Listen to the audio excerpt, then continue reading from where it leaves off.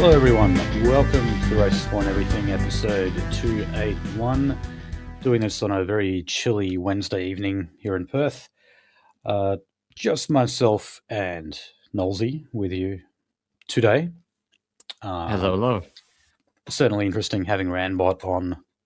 Last episode we went actually nearly 3.5 hours. And, I don't think Randbot gets enough credit for actually how much knowledge he has. He's just seen as like the guy who gets drunk and makes stupid jokes. But pretty much any topic, he was able to kind of go in depth on, which was impressive. I do like to drill him. Yeah, well. And his wife didn't get on his back the whole time he was on, so he was able to stay. Anyway. Oh, well. So look, we have an agreement to agree that the Iran war is going to come to an end, something like that. It's very hard to wrap your head around what exactly any of this stuff means, like a memorandum of understanding and all of that.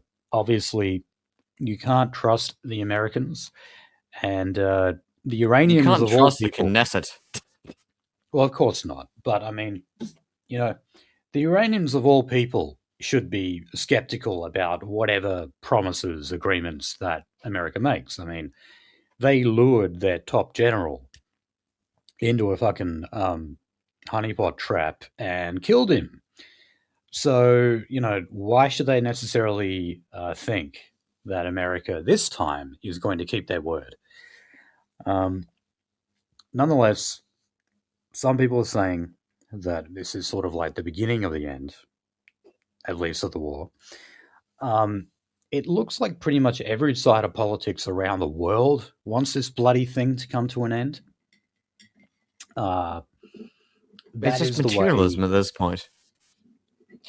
Well, it's pretty much, exclusively about the cost of petrol. And by the way, guys, it's the 17th of June today. The last day of the 26-cent excise cut to petrol is coming to an end on the 30th of this month. So I even got into a fight with my mother about that one. Did you? Yes. I was like, it's like they need to extend it. No, they won't extend it. They need to extend it. Like, why do they need to extend it? Like, because otherwise they'll be eaten alive. Yeah, I think they're going to extend it. Even though we were told it was only going to be 3 months, it came into effect in April after some of us were paying ridiculously high prices. I think the highest I ever paid was $2.25 a litre of petrol. I've never driven a diesel vehicle before. But look, Albo's language kind of suggests that he is going to extend it, because he did emphasize the fact that, well, even if the war were to end tomorrow, that doesn't mean everything goes back to normal. He said, in a day, in a week, or even a month.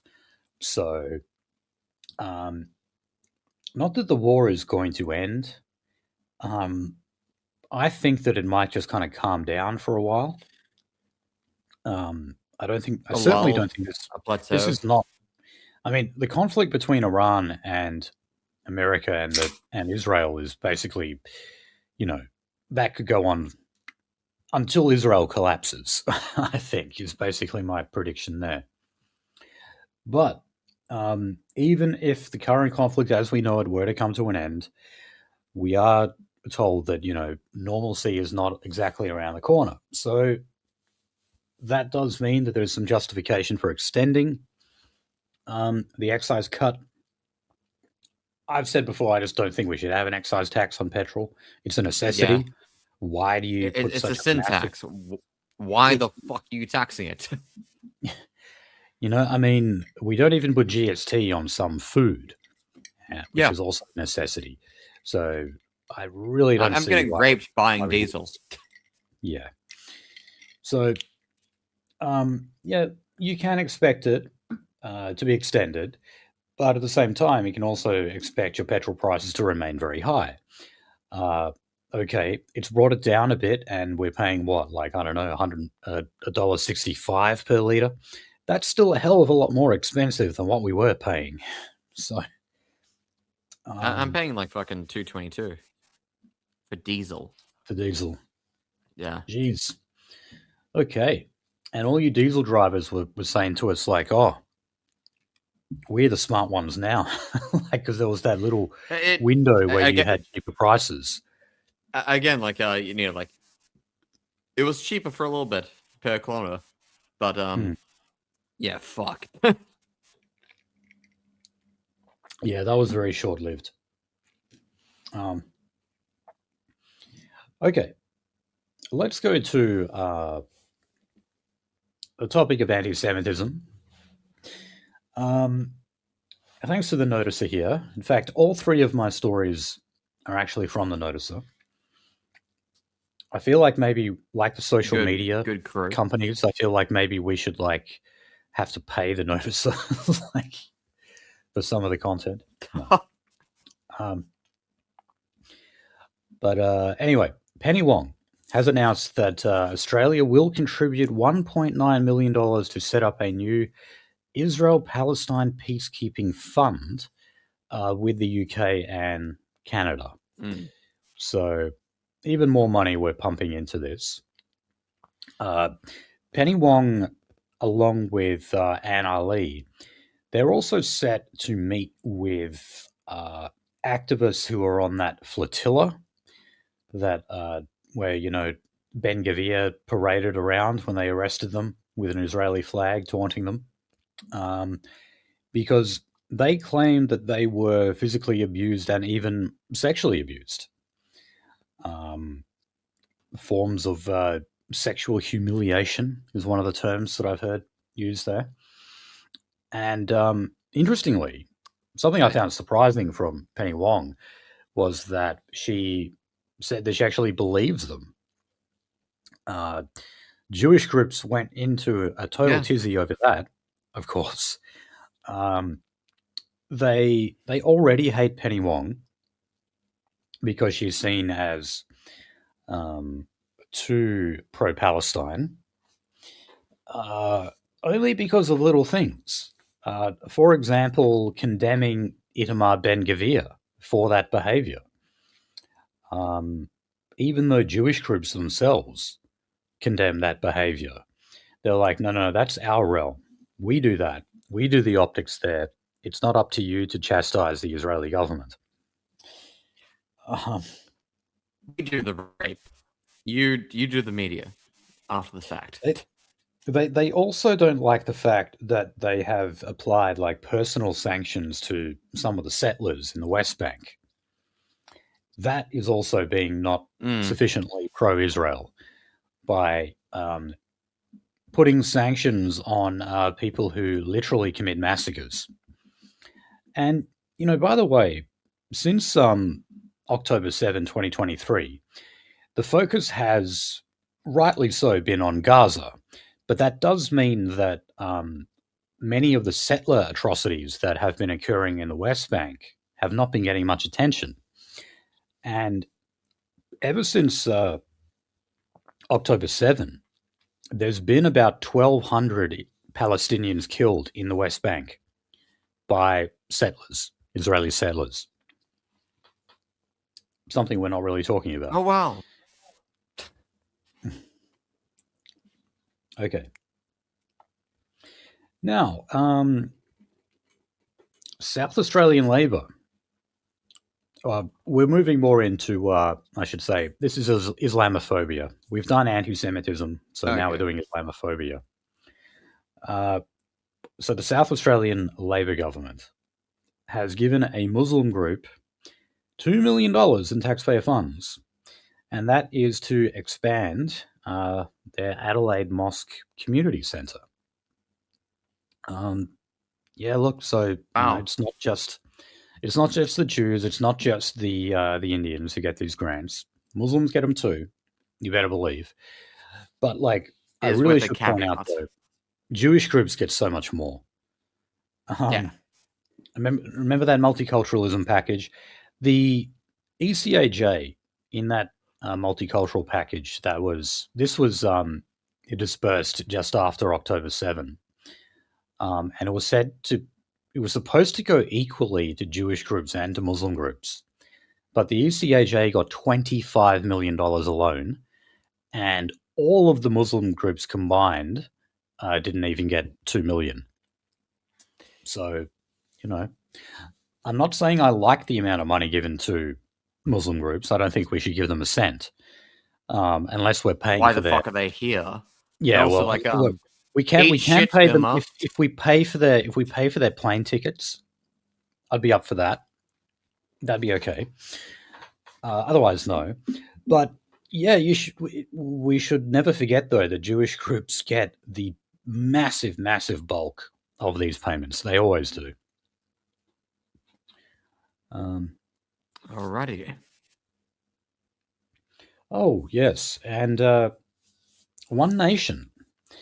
I was just reading on the Australian before, they're kind of turning up the heat on. Oh god, this is terrible. Islam and the trans agenda. Now, one of the ways they're turning up the heat on Islam is by going after the National Australia Bank, because they are apparently offering special loans for Muslim customers that are compliant with Sharia law. Now, what? I'm not sure if this is exactly what you call Islamic banking, but NAB are referring to it as Islamic finance. So this is actually all the way back in 2021. This started. Have you heard of this? No, fucking Jesus Christ. What the fuck? Yeah.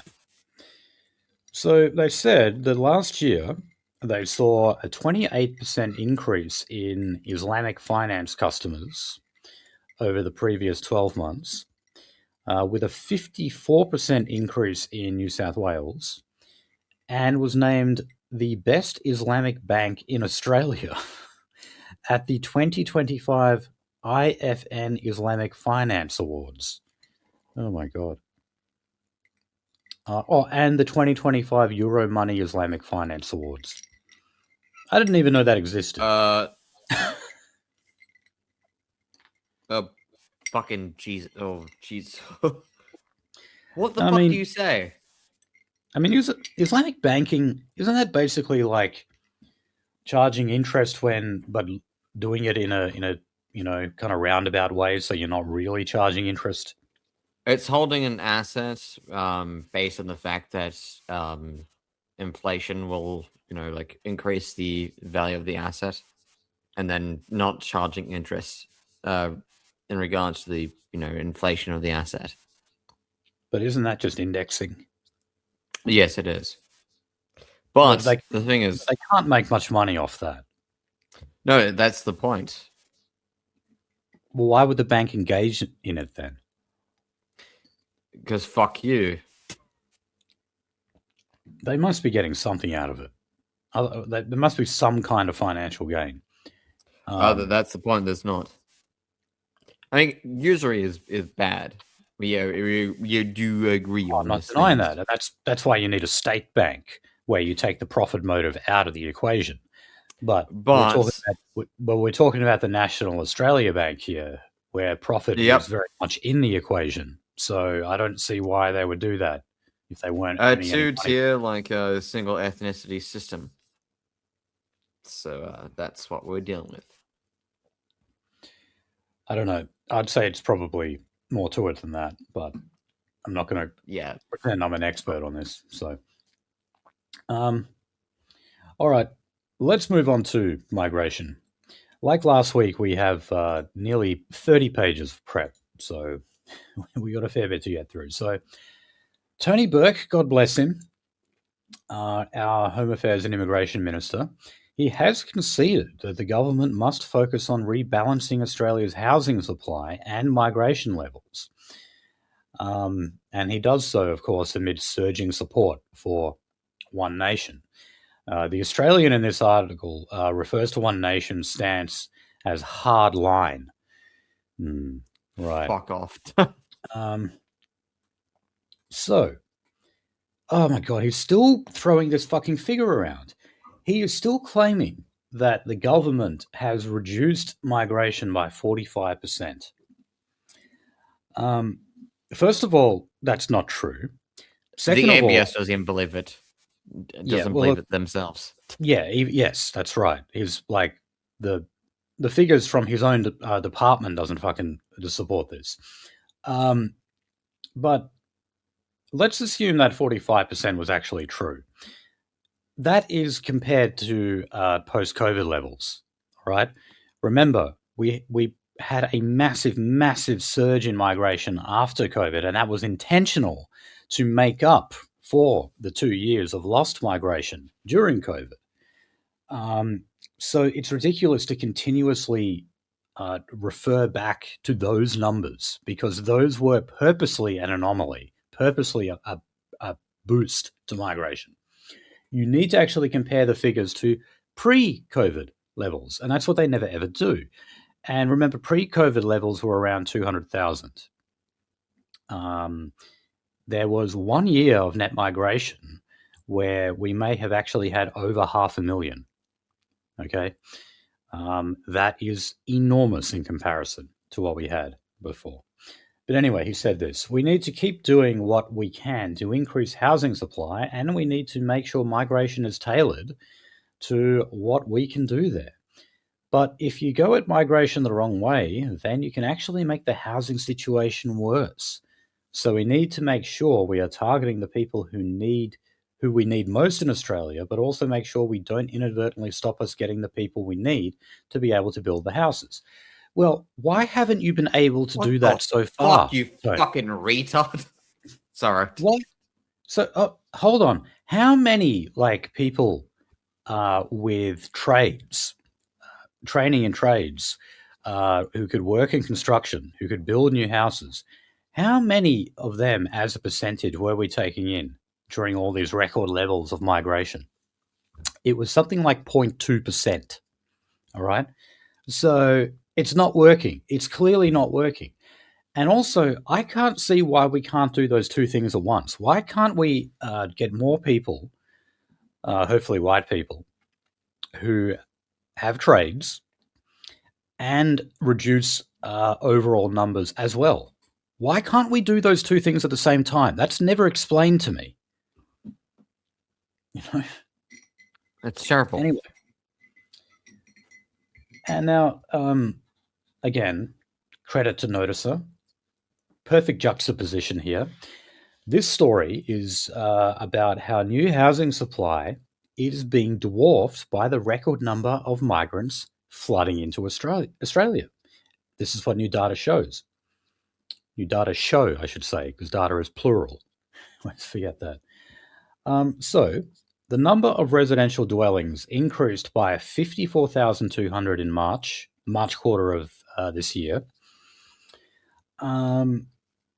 So this is according to the ABS, by the way. These are, official government statistics. But over the same period, net permanent and long-term overseas arrivals were 193,780 more. That is more than 3 times as high. So there you go. Shit.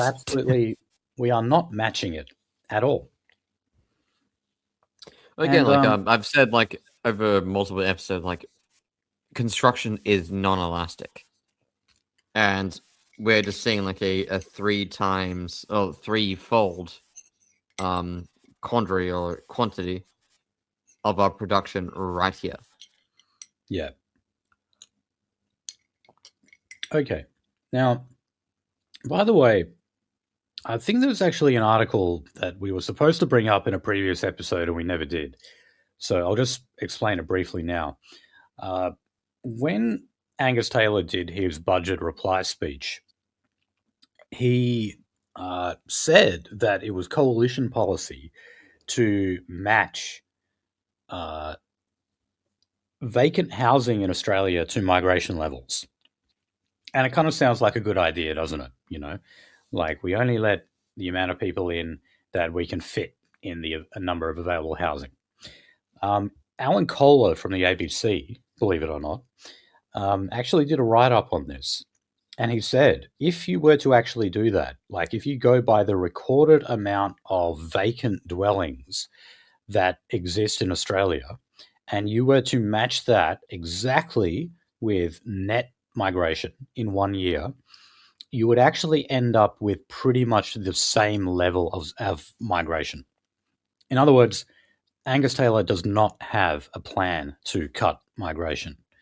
He would actually keep it the same.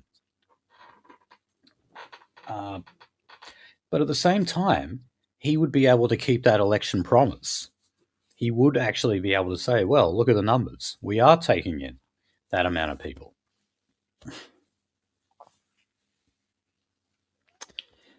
And we've got a bit of One Nation news for you today as well. Yeah. You won't be surprised that, well, they don't have a viable alternative either. Okay. Let's do it. Yeah. So here's a story about the Palm visa system. So this is like a special agreement we have with Pacific Island nations to get lots of them over here to be fruit pickers, right? Because this apparently is, again, one of those areas where we have a severe shortage of labor. It's weird. Like, again, like, every single, show we talk about, like, hey, like, we're going to, like, we're going to look after these nations. We're going to give them a whole bunch of fucking money and, etc.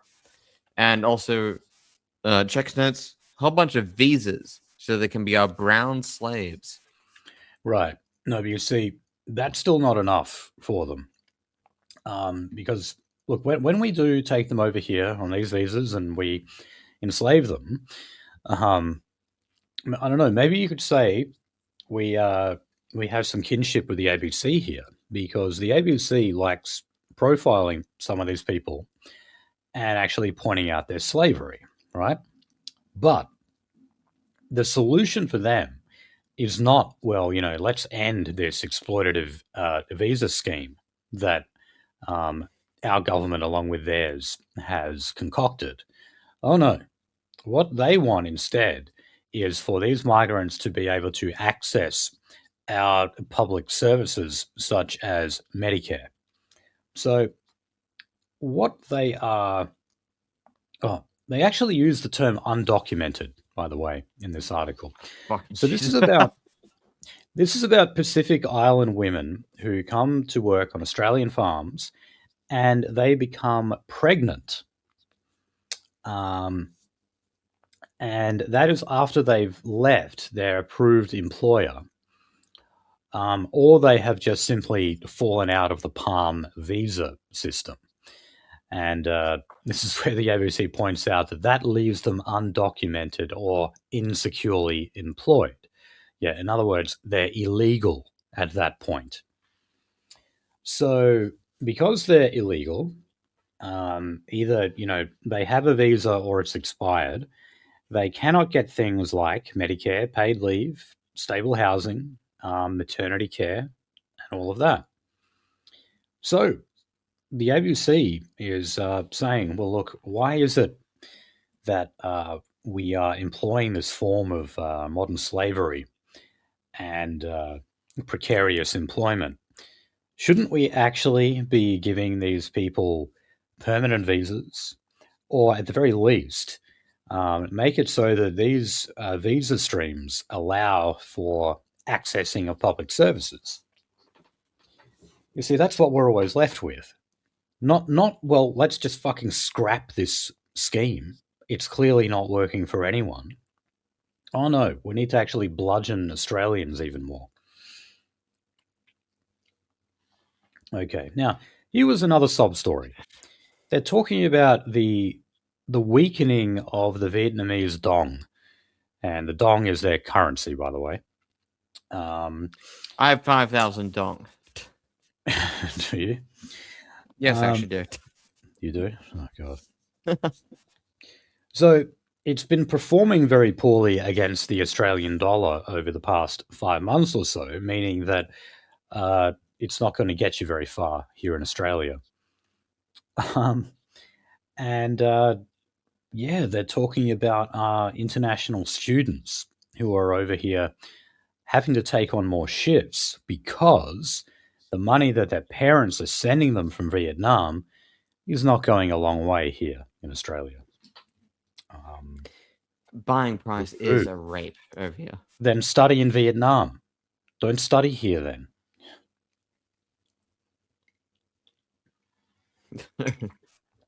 Okay, and well, just quickly on an international student, again from the noticer. Man, this one fucking it's infuriating reading this. This guy is delivery driver for Uber Eats. And you know what this guy did? Like he was sexually assaulting women, but you know what he did? He would actually drive his motorbike up behind other like female motorbike riders. He'd grab their ass and then he'd quickly drive off again. He just like did that again and again every time he saw a female bike rider. What the fuck? Yeah. So yeah, it was. They referred to it in the article as a groping spree. I wouldn't call that a spree. Yeah. A serial groper? Yeah, and it says you get really drunk on vodka. My God, this cunt's driving around like delivering Uber Eats, pissed, grabbing people's asses. And probably shouldn't be in this fucking. Actually, really shouldn't be in this country to begin with. But yeah, of course not. Well, all right. Okay, now the Albanese government likes to tell us about how they're cutting migration. Of course, you know, we have that outlandish claim by Tony Burke that they've cut it by 45%. But the sector that they often point to where they're doing most of the cutting is, of course, international students. Well, guess what? Foreign student numbers actually went up by 7.5% across New South Wales last year. So the 10 universities there pocketed an extra $646 million in revenue last year from foreign students who paid almost $5.1 billion in tuition fees. How about that? Welcome to hell. And also, I'm very, very sorry to the guys like in their late teens and late 20s. Fucking Jesus, you're gonna raped by Jeets. Yeah. Well, they point out here, Chinese students still actually make up the bulk of New South Wales students. 3/4, in fact. But yeah, every other state, it's for Jeets, particularly Victoria. And yeah, they're the largest migrant group now. Basically, for all of Australia's history, it was the UK. It is now India. All right. Now, Australia's anti-slavery commissioner. Yes, there is such thing. He says that victims are being let down by gaps in our justice system, with about 1% of modern slavery reports resulting in convictions. Now, I want to know, like, how they actually define a slave here in Australia. I would say there's a pretty high bar. It's mostly not Australia. It's mostly West Africa that this commission focuses on. Yeah, but they will say though that like they exist in Australia. Yes, they will. And you know, there was actually some discussion on this where, you know, Trump was talking about that anti-slavery tariff. that he was whacking Yeah. on Australia, and it was pointed We out that weren't doing. Australia actually has some of the most stringent anti-slavery laws in the world. So there really wasn't Yes, much because we're again whacking us because with we're the tariff. Commonwealth, but again, like even something I've said earlier, like agriculture. If you've got agriculture and like people, um, they become slaves, even Yeah. if they're paid a wage in this country. Like sometimes it's taken away by their clan, their people, over on the archipelago that they're in. In which case, yes, they are a slave. Okay, well, just to give you the figures. So there have been over 3,000 reports of modern slavery and human trafficking made to the Australian Federal Police over the last 20 years. At the same time, there were just 41 convictions recorded between 2004 and 2025. But yeah, they would be, I guess, perhaps West African, the bulk, like you say. But they wouldn't be counting like those women from the Pacific Islands that we were just talking about before. They might say that they're exploited, but they won't say they're actually slaves. They probably should. Yes, I think they should too. Lower the bar a bit. Okay. All right. So we have another very crucial ruling from the High Court. Now, this is, this is regarding the status of indefinite detention in Australia. We know, of course, that they have previously ruled that as an institution does not exist in Australia. Someone cannot be held in detention indefinitely. But last week, Wednesday, the High Court dismissed the Commonwealth's argument that it should not be liable for the indefinite detention of hundreds of foreign-born criminals. That detention was found to be unlawful by the High Court back in November 2023, prompting the release of hundreds of convicted foreign offenders who had served their prison sentences, including murderers, rapists, drug dealers, and domestic violence perpetrators, back out into the community. So, what does this mean? Well, it means that all of those criminals, those murderers, rapists, drug dealers, domestic violence perpetrators, may now be able to sue the Commonwealth and say, well, okay, you are liable for our detention, which has retroactively been found to be illegal by the High Court. We want money. We want compensation now. So this High Court ruling has been seen by the legal profession as essentially opening the floodgates now. So not only have these people been an absolute drain on us, and not only has it resulted in a $300 million fucking deal with Nauru, which they say over the period in which we're dealing with them could actually get to $1 billion. On top of that, we're actually going to have these same people taking the Commonwealth to court saying you've got to pay us damages for all those years. Here's an idea. Indefinite detention. Inject fucking synth oil into your dick and then apply for asylum in Australia. You'll go to Nauru and I guess get Australian citizenship. Well, that was Medivac to be fair, but in all fairness, yes. Yeah. Fucking and that we are talking about the injecting synth oil into your dick part. No. But we are talking about very serious criminals. And this is all because of things like we don't want to send them to their host country because they face the death penalty back there. And so then we have to deal with all this shit.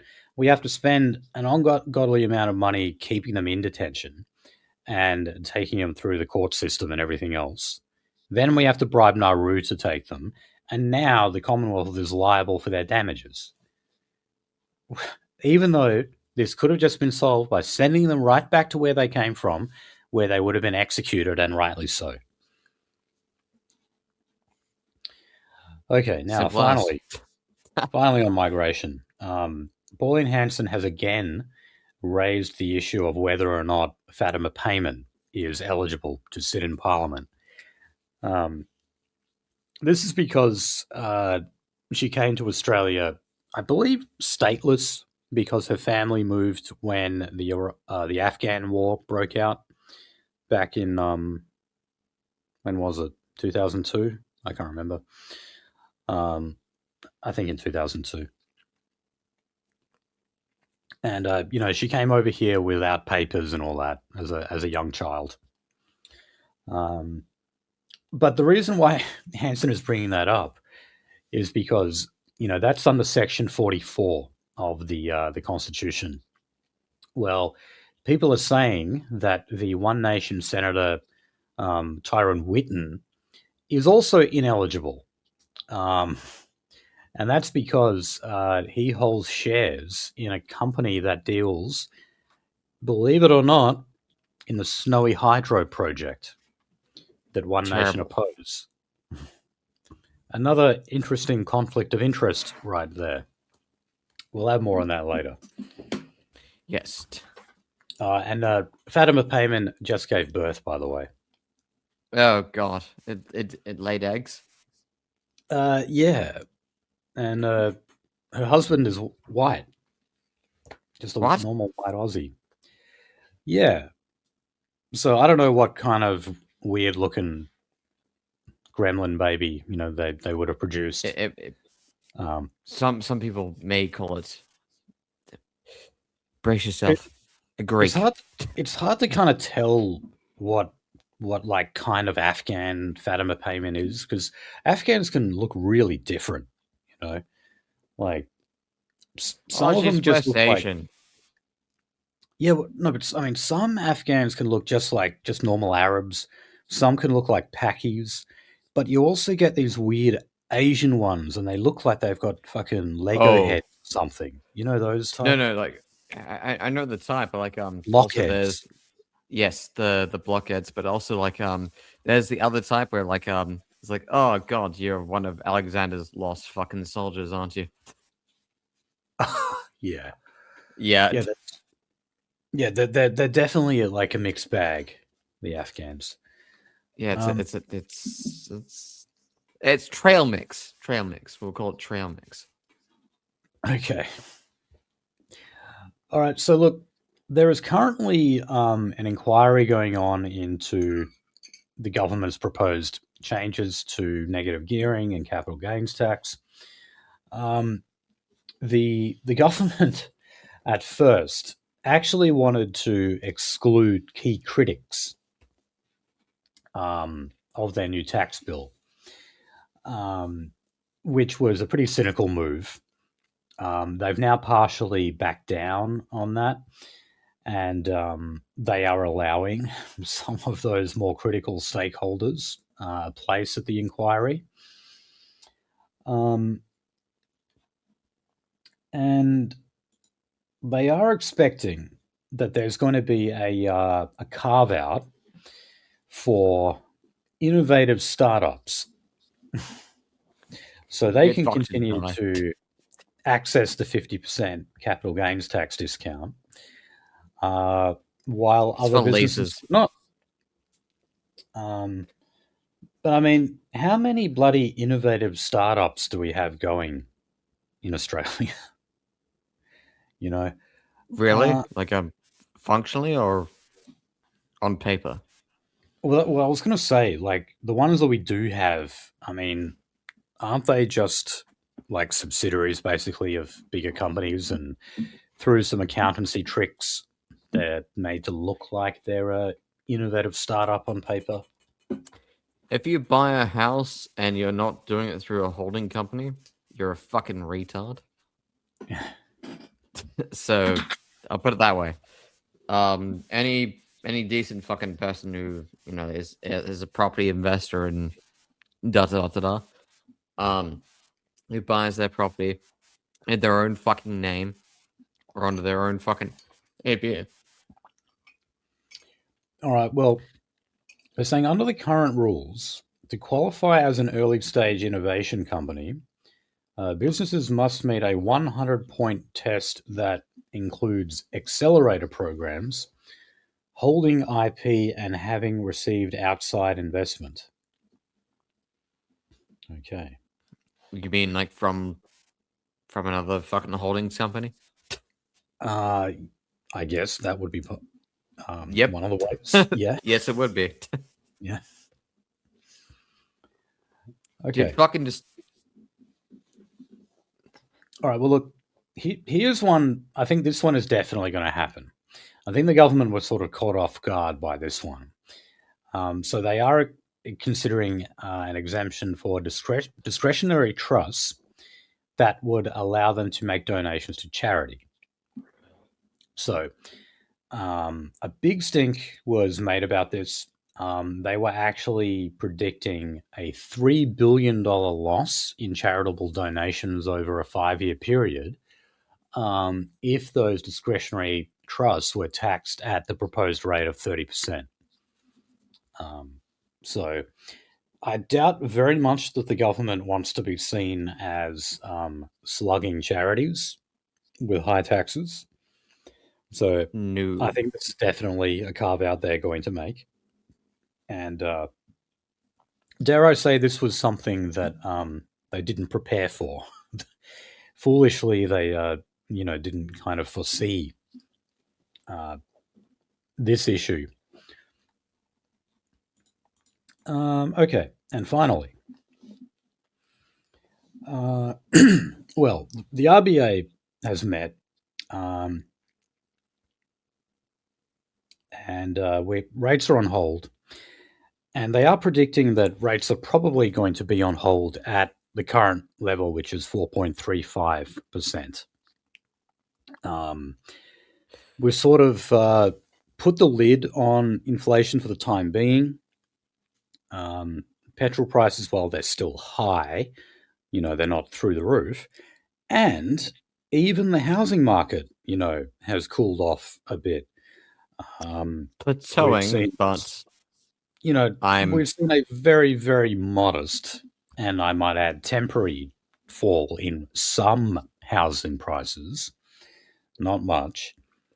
And we saw a tiny uptick in first home buyers as opposed to investors buying housing.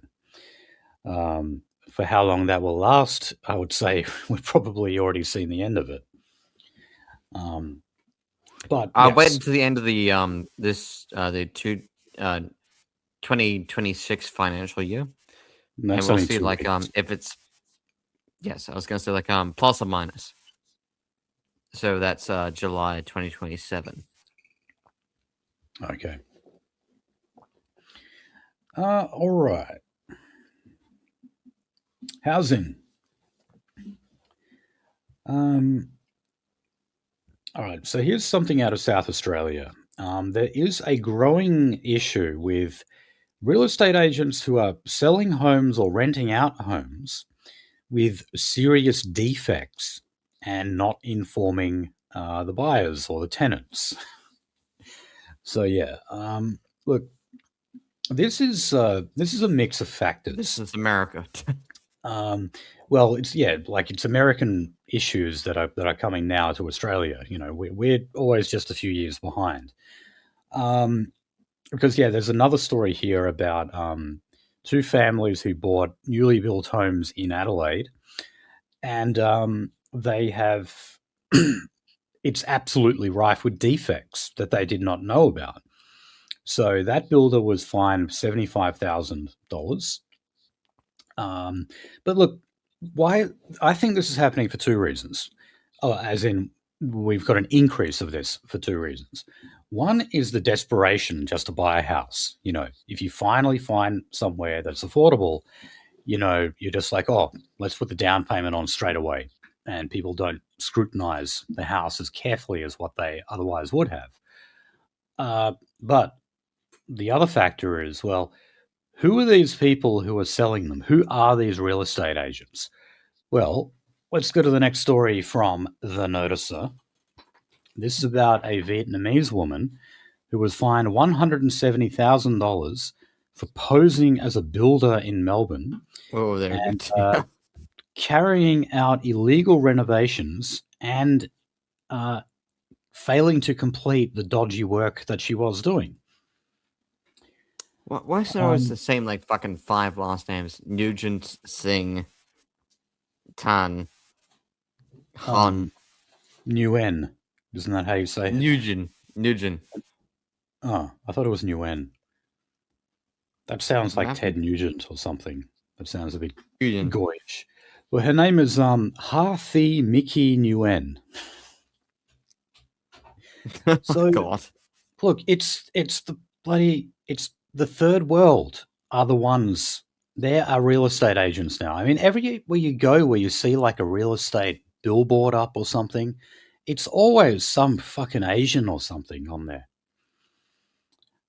nowadays. And very often it's like Chinese characters as well. The sign's not even Oh, in God, yeah. English.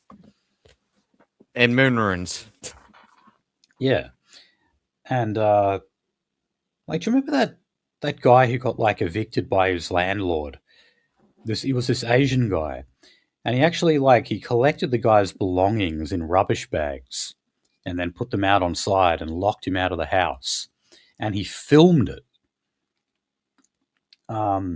He thought it was funny that he was kicking this guy out. But yeah, that's what we got. So you can't afford a house, and if you are lucky enough to get like the bare minimum you need to put a deposit on some crappy place, now it comes loaded with defects because some fucking shonky Asian has sold it to you. Welcome to hell. Oh, wait, you're in it.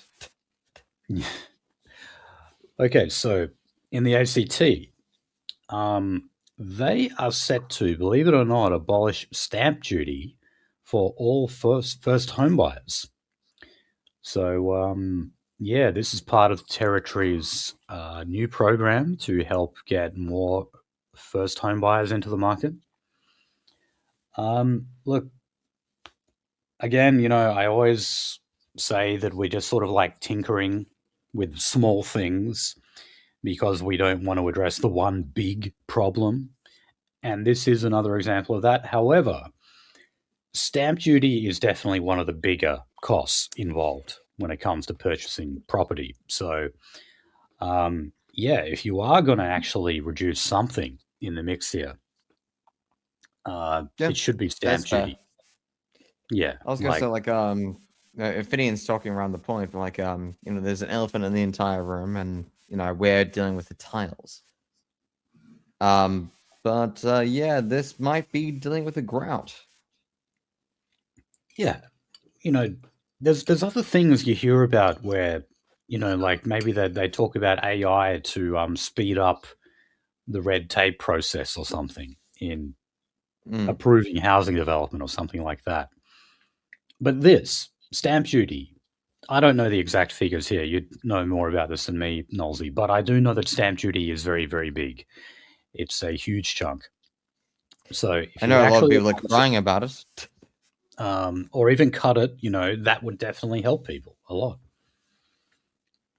Yeah, it does incentivize people to sell their investment properties. So it does incentivize people to sell. So if Pepple Pingers, or John van der Lam, was actually honest about his political position, he'll be advocating for this, not just being a weird homosexual and dancing around the street. Right. Yes. Okay. Well, all right. Now, here's one of the pissy little things.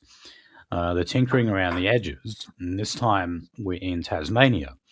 So they've got a Hobart council which has introduced a proposal that would block about 90% of homes in Hobart from being wholly converted into short stay accommodation. So Airbnbs, Yes. in other words. So, this is just where they're trying to make sure that housing in Australia isn't empty, isn't vacant.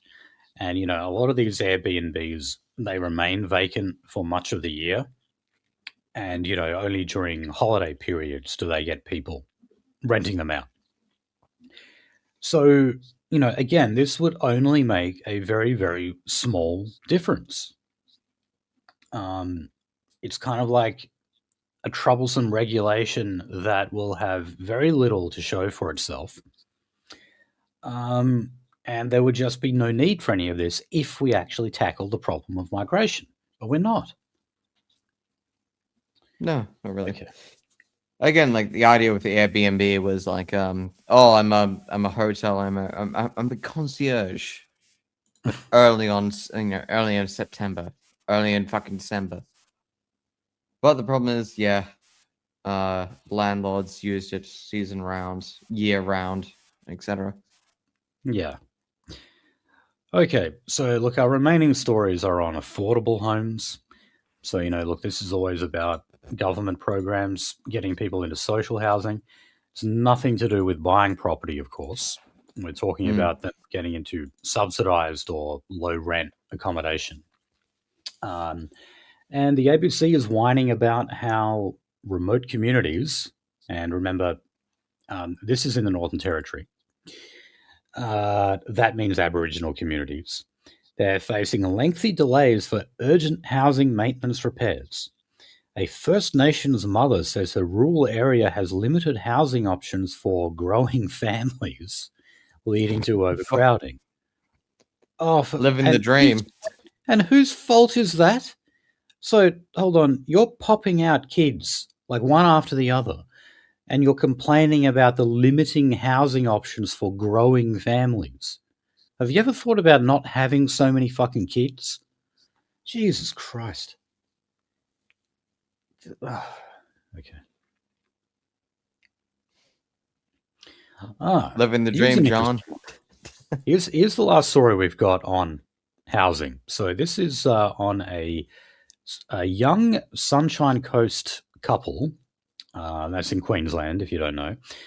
And they were sick of looking for a rental property only to have landlords tell them that they didn't want people like them, meaning young people. So now they've organised a youth housing organisation to work on solutions that will help young people better access housing.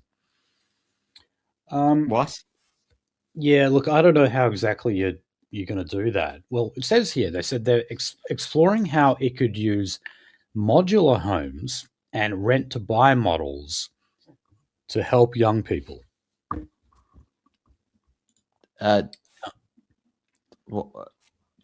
What? Well, I got to say this though.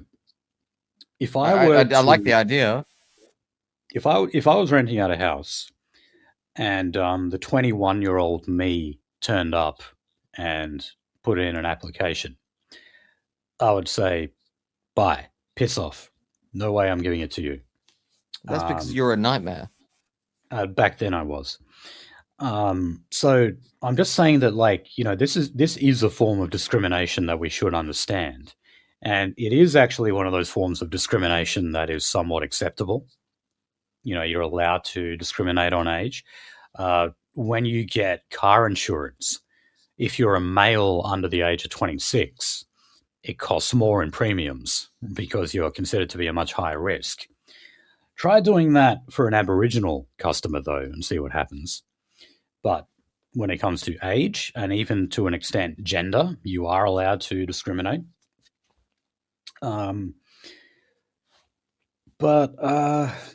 Yeah, I mean, look, you can't blame them. If you've got the choice between, like, a young 21-year-old couple and a 35-year-old couple, I mean, I know who I'd be going with. What they probably need to do is house share with older people. I was gonna say that's where my left leaning tendencies come in. I don't think that access to housing is like a commodity. Well, you mean you think it's a necessity? Yes. Yeah, to an extent, but look, I mean, we were just then talking about how Aboriginal families just expect things. It is kind of a similar thing here. I mean, I wouldn't want a situation where they're trashing the house and they're saying, "Oh, the government should just be repairing it for me." Well, there's difference between a 5-bed, 5-bed fucking 2-bathroom, and a habitat in a zoo. I know, and plus, I mean, there are genuinely some 21-year-old couples out there who would look after the place well. I know they're out there. I wouldn't have, because I was a little shit back then.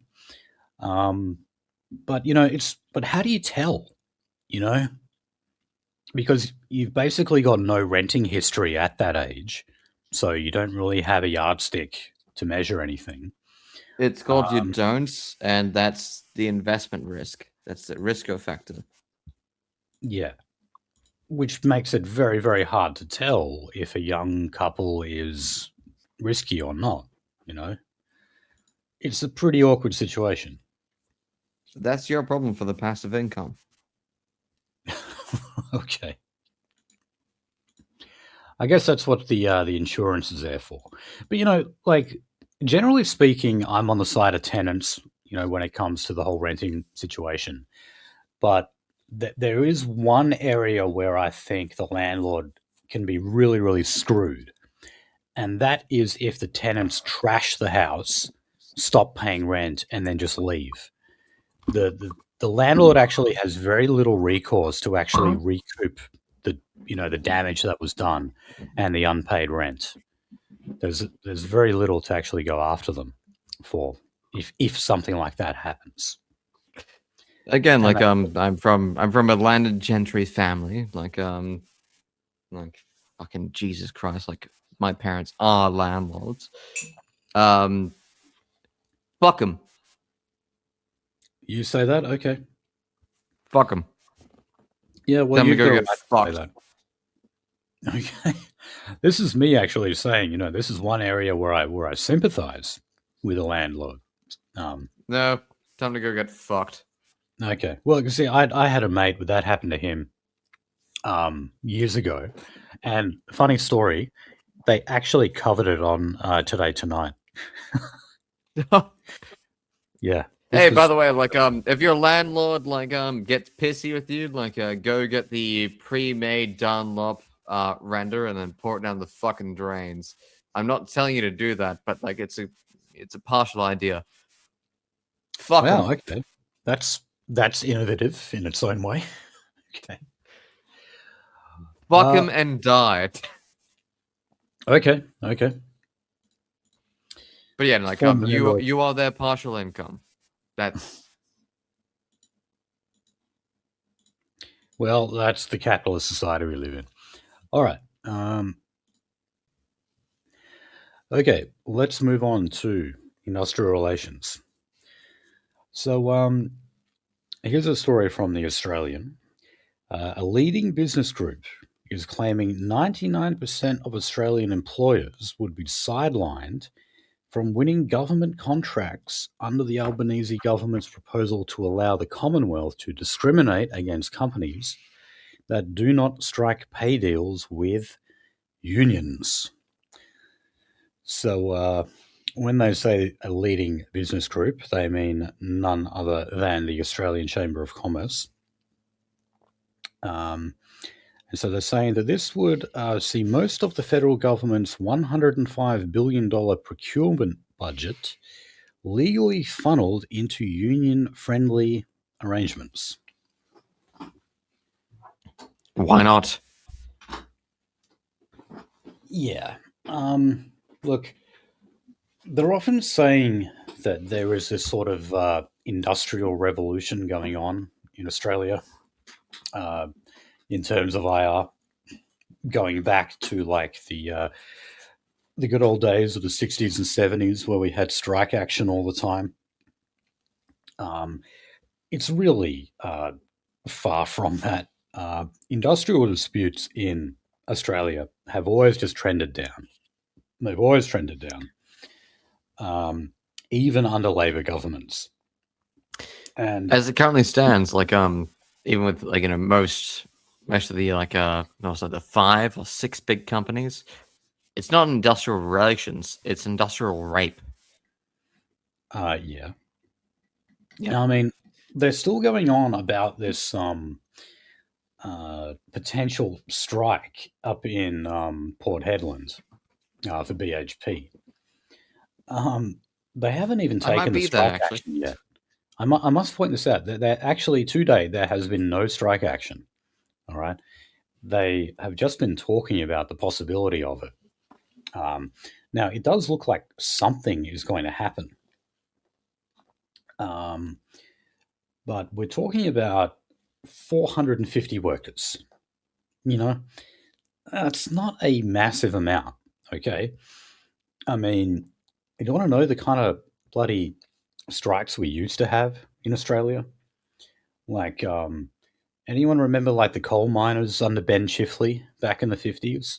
Now that was a even contemporarily, strike. God, those were strikes. We nearly fucking lynched the head of like the entire fucking union industry. Yeah. We did. Or like, there was like an entire citywide fucking like strike, and yeah, no, it was terrifying. The police couldn't fucking like hold it back, and yeah, someone nearly died. Yeah, this is back when unions were effectively like organized crime groups.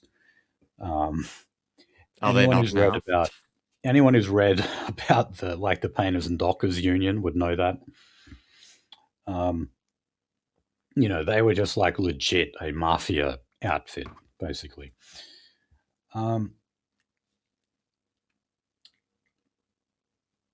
So the other thing was our workplace relations minister, the often overlooked Amanda Rishworth. She is actually considering lifting the statutory requirement age of members of the Fair Work Commission. So at the moment, they're actually required to retire at the age of 65. They want to bump that up to 70 because there is now an unprecedented workload at the Fair Work Commission. Now, there is a suggestion here that that increase in workload is the fault of the Labor government. Employers are claiming that there is more industrial action. So remember, that doesn't necessarily mean strike action. There can be other things going on. And many unions and workers filing complaints with the Fair Work Commission. So I would say that well, I mean, the wave of IR reforms that Labor have had since the Albanese government was first elected, I think it is fair to say that they have facilitated accessing resources through the Fair Work Commission so that you can make claims that you are unfairly exploited or you are underpaid or that you're owed back pay, things like that. The Equal Pay for Equal Work legislation, as it was known, has actually resulted in some pretty good outcomes of people, for example, baggage handlers who were like grossly underpaid by labour hire governments. They were able to take their case to the Fair Work Commission, and then get a very generous back payment from that company. Things like I'll that say this. are on We the do- increase, and that's a good thing. Yeah, it is. It very much is. But like, we do need to monitor the contractor industry for those similar industries. Yes. Yeah, no, that's the main fucking thing. Like, again, like people say, like, oh yeah, we got rid of this employee. Like, like we have employee rights for X, Y, and Z. And I've seen companies liquidate their entire payroll, tax, because like, oh yeah, like yeah, we got like this guy on like ABN, X, Y, and Z. We got this guy on ABN, 2 and etc. No. We need comprehensive control. Yeah. That's very left leaning, but I'm sorry. It needs to be done. We do. I mean, look, if we were hiring an exclusively Australian workforce, a lot of those problems would just sort themselves out, really. Of course. And I mean, foreign workers are a hell of a lot less likely to go and make a complaint through the Fair Work Commission. That's another reason why companies love hiring them. Okay. Or you could threaten them. The inquiry into the CFMEU, of course, is still going on in Queensland. So they've heard allegations that the former Labor ministers Mick de Brenny and Grace, yes, that is her real name, Yes, intervened in operational matters at Queensland's building regulator and Office of Industrial Relations. So it is heard that the CFMEU would often write directly to government ministers with complaints. Yeah, so they're complaining that the CFMEU effectively had a direct line to ministers and even the Premier back when Anastasia Palaszczuk was the Premier. So it's also heard that the CFMEU, their ousted leader, Jade Ingen, would pressure the state's building commission into investigating and taking action against contractors where there were no valid grounds to do so. The inquiry also heard that the former commissioner admitted to being under pressure from Labor figures to conduct certain investigations. So the former Australian Building and Construction Commissioner Nigel Hadkis and former Director of Operations Wayne Jenkinson are about to face cross-examination about this. Now, well, look, this guy's from the ABCC. That's basically the CFMEU watchdog. We're told it's simply a watchdog for the construction industry as a whole, but that's not true. They were deliberately set up by the LNP to go after the CFMEU. It's like when John Howard had a royal commission into the construction industry. And then you find out that like everything they were investigating had something to do with the CFMEU. It had nothing to do with the builders or the contractors or anything like that. Or the industry at large. But yeah. Okay, now the former CFMEU boss in Queensland, Michael Ravbar, he has been accused of abusing staff and other stakeholders. This is a really common thing for CFMEU bosses.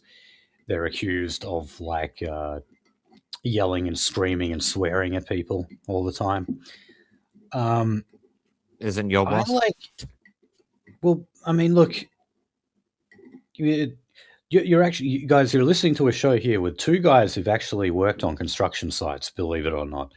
And it's terrible, I know. But I mean, isn't that just the way construction sites are? there's a lot of yelling and screaming and swearing that goes on, like, on a daily basis. I've seen a 22-ounce hammer fly past my head, because someone wasn't paid. Yeah, no, that's again, like, like, should you appreciate that in like a white collar workplace? No. Does it happen in a fucking like I guess high vis color workplace? Yes, a lot. And look, and dare I also say, if I can go a big MGTOW, this is the problem when you get women involved in the construction industry, in an industry that they basically should have nothing to do with. I nearly fell off a 16 like in a story building. If I'd fallen to the ground and splattered, that would be a tragedy. It'd be a bigger tragedy if a woman actually did that. Yeah, well, look, you see, in this story, they're talking about the senior executive of the Office of Industrial Relations in Queensland. Her name is Andrea Fox. So she said that she was verbally berated by Michael Ravbar, and he even threatened her during a 2018 meeting. She said, immediately he was very, very angry. I think he started with the line, "You have some gall coming here." He told me, "We should have you physically dragged out of here and thrown out of this building." She said, it just got more and more intense and really spiteful. He was saying, "People like you disgust me." It was really rage-filled. He was incredibly furious with me. Okay. That's Tuesday. Yeah, like, okay, that sounds like a bit of a testy exchange, but, like, is this really something like the testimony that we need to be hearing at an inquiry about alleged corruption and oh God, I was told about these things, etc. I literally had like a fucking like a scaffolding boss threaten to sodomize me. Yeah. Now, she also said that she felt that Mr. Ravbar would physically assault her. However, he never made any threat to do so, and he didn't even make any kind of gesture to do so. What a bitch! It was just the fact that he was yelling at her. Now, I'm sorry, if you can't put up with that, then maybe industrial relations is not the right employment pathway for you. Maybe you're in the wrong industry. I was gonna say, like, have you ever been threatened to be thrown off a building or like, etc.? Like, like if you're not willing to do that, get out of construction. Just get out. Yeah, it's not the lingerie section of Maya. All right, this is a bit of a different work environment. Okay, so let's go to the proposals on the NDIS. So we've actually got a bit of an explainer here. So Mark Butler, who's the Health and Disability Minister, has actually revealed a little bit about the some of the legislation that they're going to be introducing into Parliament. So ministerial powers. So the biggest being the ability to reduce funding for categories of support for the purposes of ensuring financial sustainability. So the minister's decision could apply to all participants or just a cohort. So when we look at the explanatory memoranda, it says it indicates the minister would first use this new power to reduce the amount participants can spend from their social and community participation budgets by 50%, and that covers things like hiring support workers to take them to the doctor or supermarket, and capacity building budgets by 10%, covering things such as therapies. Yeah, look, this just gives you a little bit of an insight into the type of things that you can get if you're on the NDIS. Things are very generous. They often get support workers to come and just hang out with you all day, take you to go get some lunch. Sometimes they do things like help you collect aluminium cans so that you can get 10 cents Yeah, each yeah, on. Finian, you know that I'm autistic. Like, can I hire you as a support worker? You know, you probably could under the current system. Um, okay, so another one. Much tighter eligibility requirements. All right, there's no surprise on that one. And yes, I'll say it again. If you have high functioning autism, you should not be on the NDIS at all. All right. If you're unemployable because of your autism, then get the disability support pension. Okay, because that's completely separate from the NDIS. You apply through Centrelink. Completely different thing. I don't get why you should get that plus all of this other shit like support workers hanging out with you all day if you're a fucking high functioning autiste. Like, no. Okay, automatic decision making, right? So this is where they're talking about replacing a lot of the decision making with AI. Now, Mark Butler God. is assuring us though that we're not going to have a repeat of Robodebt, which is where they effectively did the same thing with Centrelink. We shall see. We didn't call it AI back then, but it was just software automating things. That's basically what we call AI these days. It's an learned language model. Don't get Clevermay started on that. Oh yeah. Oh, but he's right. We should actually. Yeah, what we call AI is not AI. It's fucking linear algebra, like fucking 1,000 times over and over and over and over. That's what it is. Yeah. Okay. Increased parental expectations.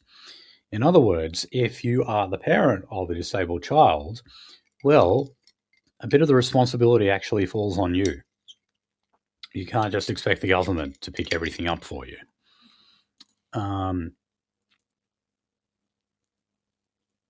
Anti-fraud measures. Yes, thank you. And there's also implications for those with multiple disabilities. My understanding is that if you have multiple disabilities, you're one of the safe members of the scheme. They're not kicking you off. You are. Again, like I'd have to ask like the pharmacist guild, like again, like the multiple disability members, they do actually have like problems getting further funding. Now, again, like every single fucking autist, well, they're all Lebanese, they're all fucking African, etc. Like every single African is autistic, right? Functionally, yeah. Wait, no. Are you racist? Retarded. There we go. No, but what is the average sub-Saharan IQ? Isn't it like 70 or something? One standard deviation below retardation. Right. That's what I was going to say. Like 70 is actually below, like the how we define it used to be, retardation. The states actually defined it as about 85, which is a standard and a half below median. But yeah, they actually had to lower it because most Africans would be considered retarded. Yeah, and so would like pretty much all Aborigines or full blood Aborigines anyway. All of them, really. Their average IQ is about 64. No shit. 62. Oh, yeah. Look, it varies. The figure that I heard from Richard Lynn was 64. But yeah, it could be even lower. But yeah, no, I was going to say this, like, there's so much fighting when it comes to, like, these diseases and etc. Medical diseases. They're like, like this is going to be a shit show. The NDIS stuff is going to be a shit show. Like, again, I believe we started talking about this in 2023. But, Yeah. This has been Yeah, on the no. table for a while. Oh, yeah. Dude, it's going to be a shit show. Well, look, they've had people in Senate estimates recently giving testimony, and a number of them actually are saying that they guarantee that if these changes go through as is, people will die and their blood will be on the hands of the government. They've been saying things like that. And the Greens, particularly Jordan Steele John, that little fucking genetic mess of a man, has been saying that as well. Genetic mess. Have you seen him? Yeah, no, I've seen it, but like that's And apt.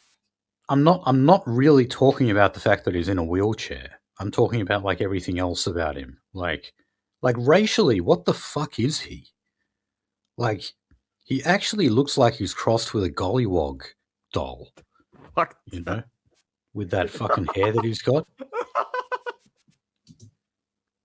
Oh, I mean, fucking! I know, but like Jesus Christ! I'm not Stop being like, so funny. I'm not trying to be mean. I'm honestly just describing the guy as I see him.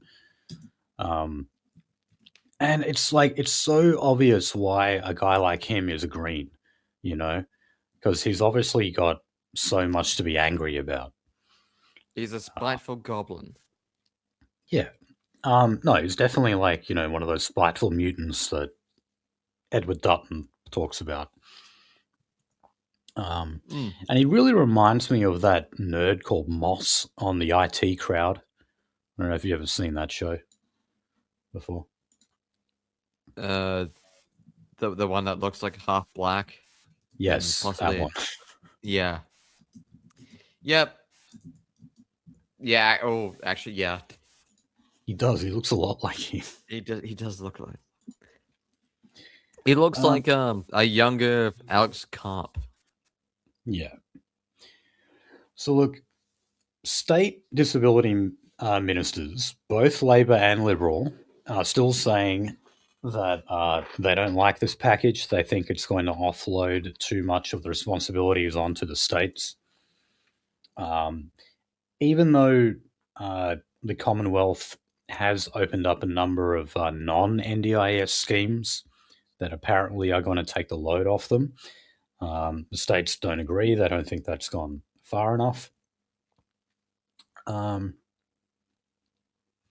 So that inquiry that I was just talking about, where people said people will die, we've also heard things like there's going to be unintended consequences that would disproportionately affect women.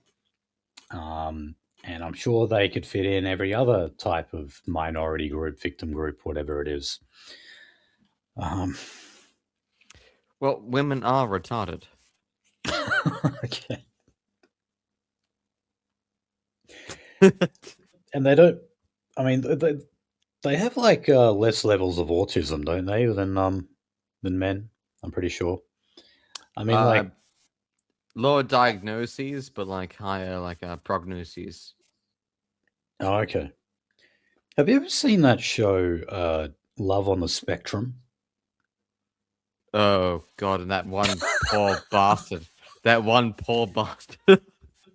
That show's hilarious, man. I'm sorry. Like, call it a guilty pleasure. Vinian, am I autistic?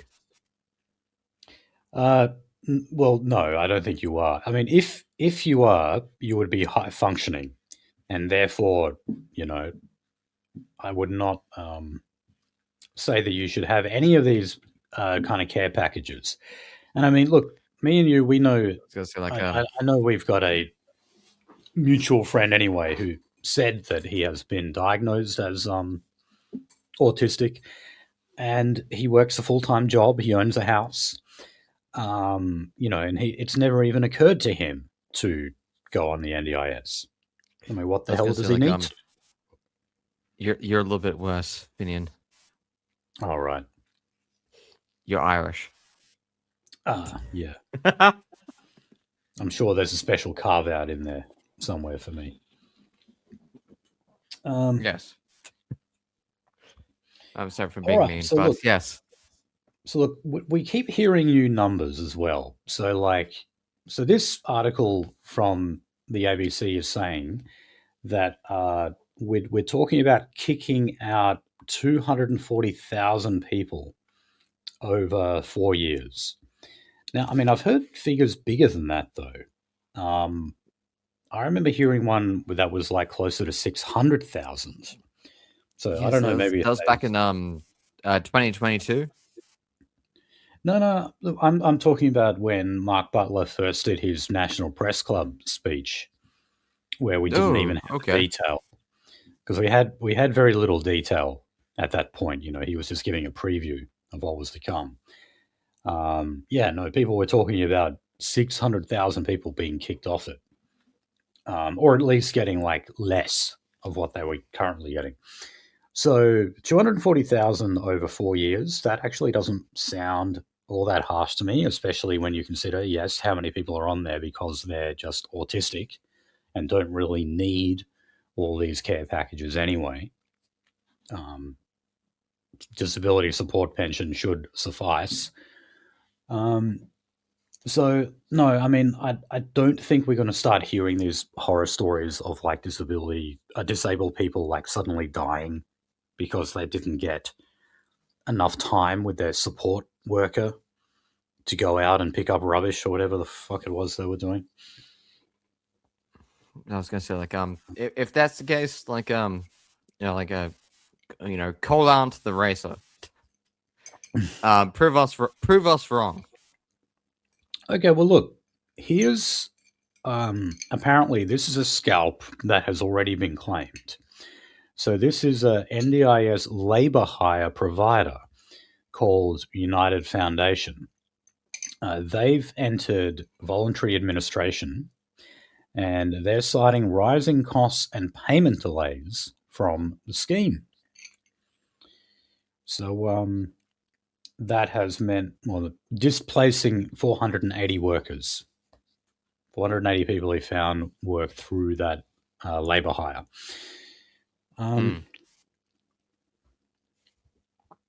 So I don't know. Again, I will say this: if you go into a job through like a labor hire, like a recruitment agency, just remember you've got 2 HRs breathing down your neck. You do, but I mean, I don't. I like it when I see labor hire businesses going out of business because, I mean, effectively, what their job is to get around the award wages and pay people less. Of course, it's like the whole reason they bloody exist. So if I see them going under, I'm like, okay, good. Remember back when people used to just be employed directly through their employer? I'd like to go back to that system, please. Yeah, I was gonna say back in the day, when I'd put a tax file number instead of an ABN. Yeah, right. I mean, in the dying days of me working on a construction site, I remember finding it really peculiar that some of the guys I was working with were on ABNs. Because I was like, huh? I was like, but they're not contractors. They're not business owners. Why are they on an ABN? Now it's like the fucking norm, or at least from what I hear. Everyone has got a fucking ABN. And they shouldn't. You only have one if you're a bloody contractor. Oh, but I guess not a subcontractor. You're an independent entrepreneur, aren't you? You know, fuck off. That's the worst part. You're the raped. Yeah. Okay. All right. Then there was a story on some Adelaide woman who made fraudulent claims through the NDIS. I'm sorry I did not get an ethnicity check on that woman, but it was actually $5 million all up that she defrauded, which is quite impressive. Like most of the other figures I've seen are in like the tens or sometimes the hundreds of thousands. I'm not sure if I've ever seen one like in that high before. That was impressive.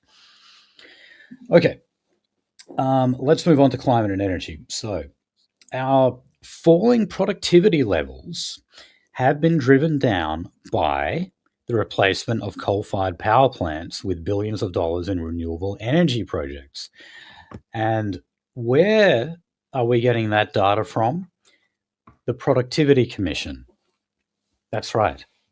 The independent body that is funded by the government, the Productivity Commission, the same commission that Matt Canavan actually used to work for as an economist, just in case you thought he was a farmer or something. No, he was an economist. They are actually saying that the falling productivity levels that we have been experiencing in Australia for years now have in part been driven down by the uptake in green energy. I don't think that should really come as a surprise to anyone. So this industry, like, we've invested like nearly like a quarter of our entire fucking GDP into, has brought up exactly what percentage? Well, I don't know if we got percentages here. I'll just read what. Oh wait, no, we do. So I'll just read this quote. This is from Alex Robson, who is the deputy chair of the Productivity Commission. So he said, "Whose son is he?" He said there has been significant investment over the past 20 years to replace coal assets reaching end of life. While this investment was clearly necessary, put exit down there, it has seen measured productivity fall significantly as there is a lag between when new energy assets are built and when they start producing at full capacity. Despite a 126% increase in the capital stock between 2001 and 2002, output has only increased 14% over the same period. So, 126% increase in capital stock resulting in a 14% increase over the same period. Would you invest? So I think a managed fund would actually do well. Actually, let me do a quick math. Yeah, a managed fund would do about like a 13% better during the same period of time. Yeah. Now, that was a story from the Australian. Now, the next story is also from the Australian and is also about the this report from the Productivity Commission. But it says here that that report may actually be underplaying the true impact on the future costs to the economy. So, oh dear God, from the Grattan Institute, a senior fellow there, Tony Wood, said a key detriment as to whether renewable energy would lift productivity came down to the value of carbon pricing. An important question in all this is how high the carbon price has to be to see the productivity decline go to zero or even a gain.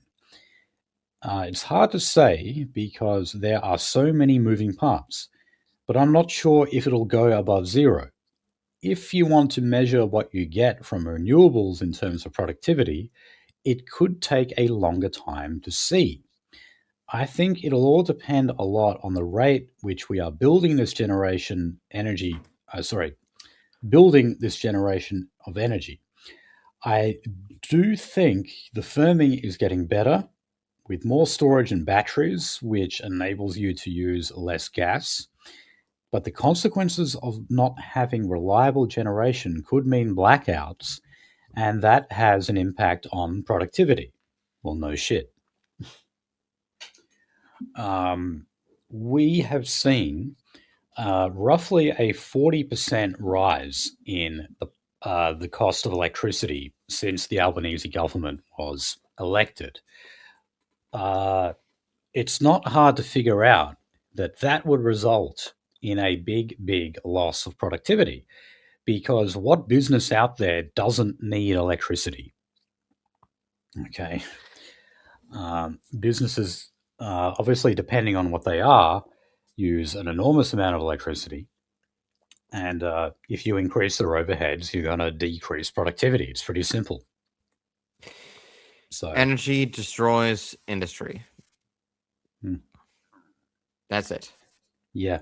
So, even though the Productivity Commission is telling us that this has been a drain, it may not actually be accurate according to the Grattan Institute, who think that it's even worse than what they're saying.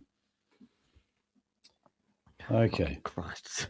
Now, despite that, good old Chris Bowen, he's joined with the United Nations top climate official to spruik the benefits of solar, wind, and hydroelectric as a hedge against global inflation and elevated oil prices. I want to throw him into the lakes of muriatic acid. I do. Okay, come on. You know, like here's your green energy. Push. Well, That's look, it. I mean, to be fair, some people have sort of come on board with green energy, you could say, ever since the Iran war, because, you know, there has been a big uptick in the amount of people buying electric vehicles, for example. Rudolph was a visionary, and I will not. I won't accept any different from that. Rudolph Diesel. Well, look, it's not going to be like financially advantageous for all that long. I mean, as we've discussed before, subsidies on electric vehicles are going to go pretty soon, I would say. And then, you know, you're going to be subject to all the same kind of road taxes and registration fees and everything else that every other driver is subjected to. So, plus there's also just the general pain in the ass of the fact that, like, doesn't an EV take like an hour to charge as well? You know, compared to I wouldn't like know.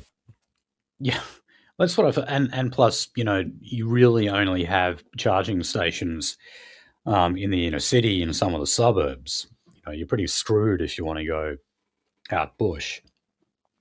So, but we keep getting told that renewable energy is the cheapest and most reliable form of energy.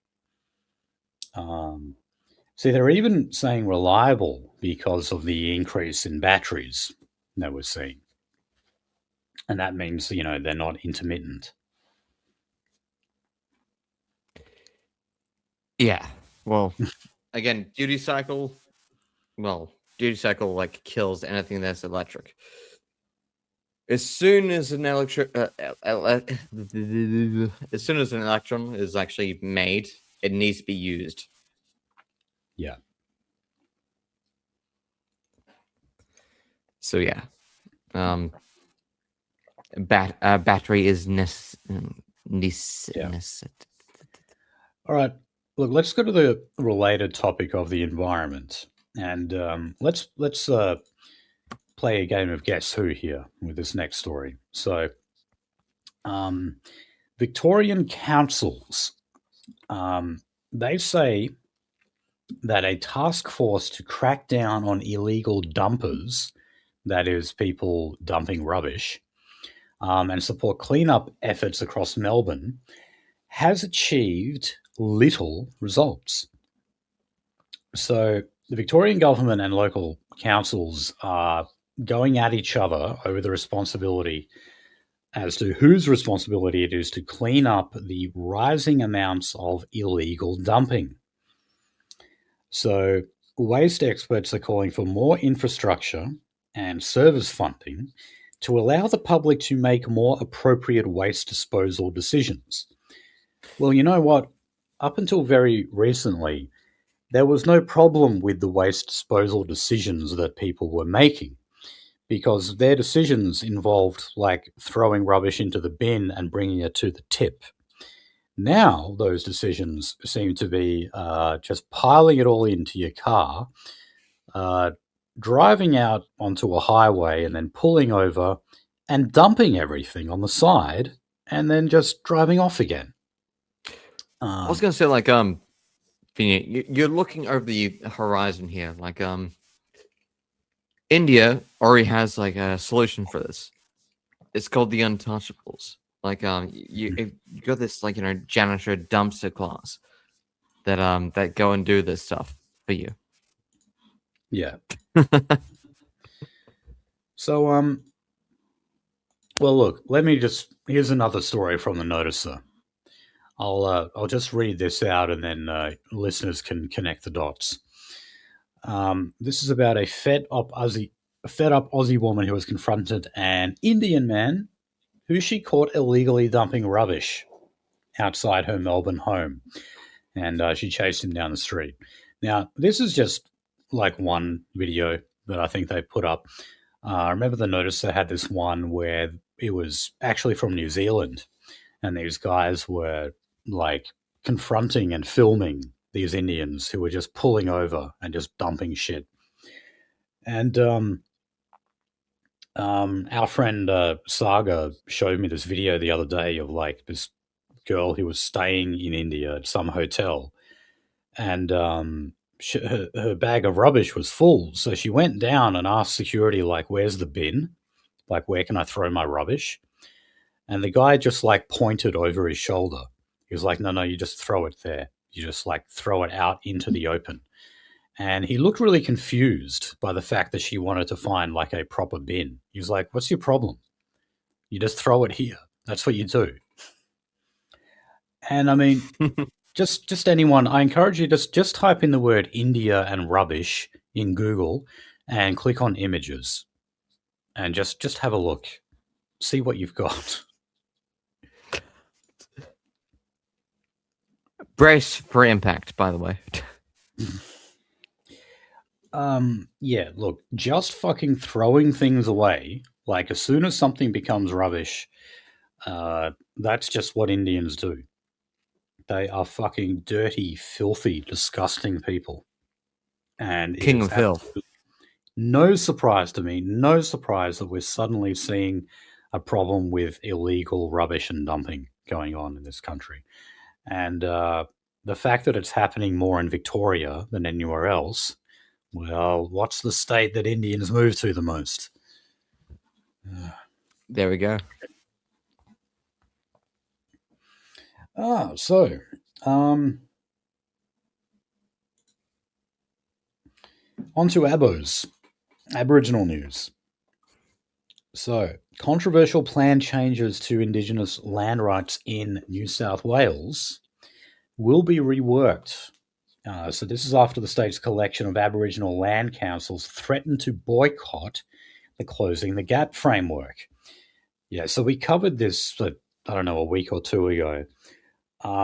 You've got all these various Aboriginal groups who are apparently going to boycott various Closing the Gap frameworks. And this is because, ironically, all those metrics that we use to measure Closing the Gap are not being met. We're not increasing illiteracy rates, or we're certainly not decreasing incarceration rates. In fact, ever since the CLP and the LNP have been elected in the Northern Territory and Queensland, we've actually seen a steady rise in Indigenous incarceration rates. I'm crying, Finian. I'm crying. Are we increasing real rates? No, well, look. So, look, they've said that they have paused their contributions to the Closing the Gap framework since meeting with the State Land Minister, Steve Camper.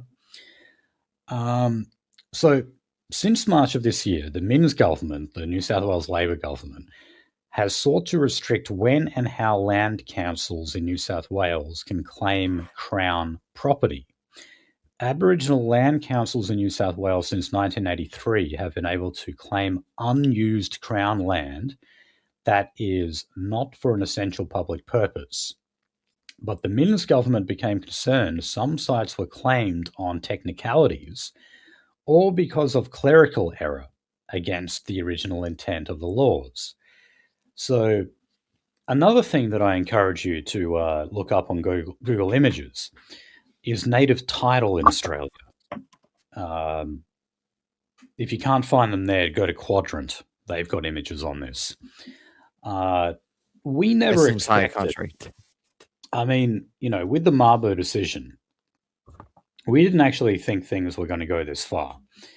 Yeah, so if it's not Crown property, and if it is not there for an essential public purpose, it can be acquired by an Aboriginal land council under native title. And of course, that means if you want to have a mine there, well, you better be prepared to pay out a shit ton of royalties. And the Minns government, the Labor government, is saying, hey, some of this has actually gone a bit far. Now that's saying something. Yeah, well, look, so they want to reform this. They want to rework it to make it fairer. But at the same time, they've got all these Aboriginal groups threatening them. Now, is it just me, or are these Aboriginal groups, maybe this actually has nothing to do with closing the gap?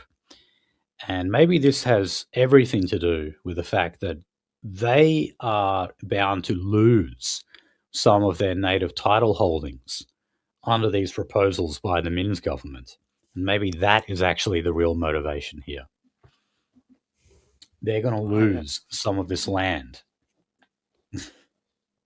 Are you saying this is like a slow burn? Yeah. And so they're saying, it a slow burn? We're going to pull out of all these programs that they're supposedly involved in to lift the lot of Aboriginal people in this country and make their lives better, as if they cared about that in the first place. Are we talking about Israel at this point? That's the true indigenous people. The Jews are actually indigenous to Israel. We have to take care of them. That's our main purpose, isn't it? Yeah, it is.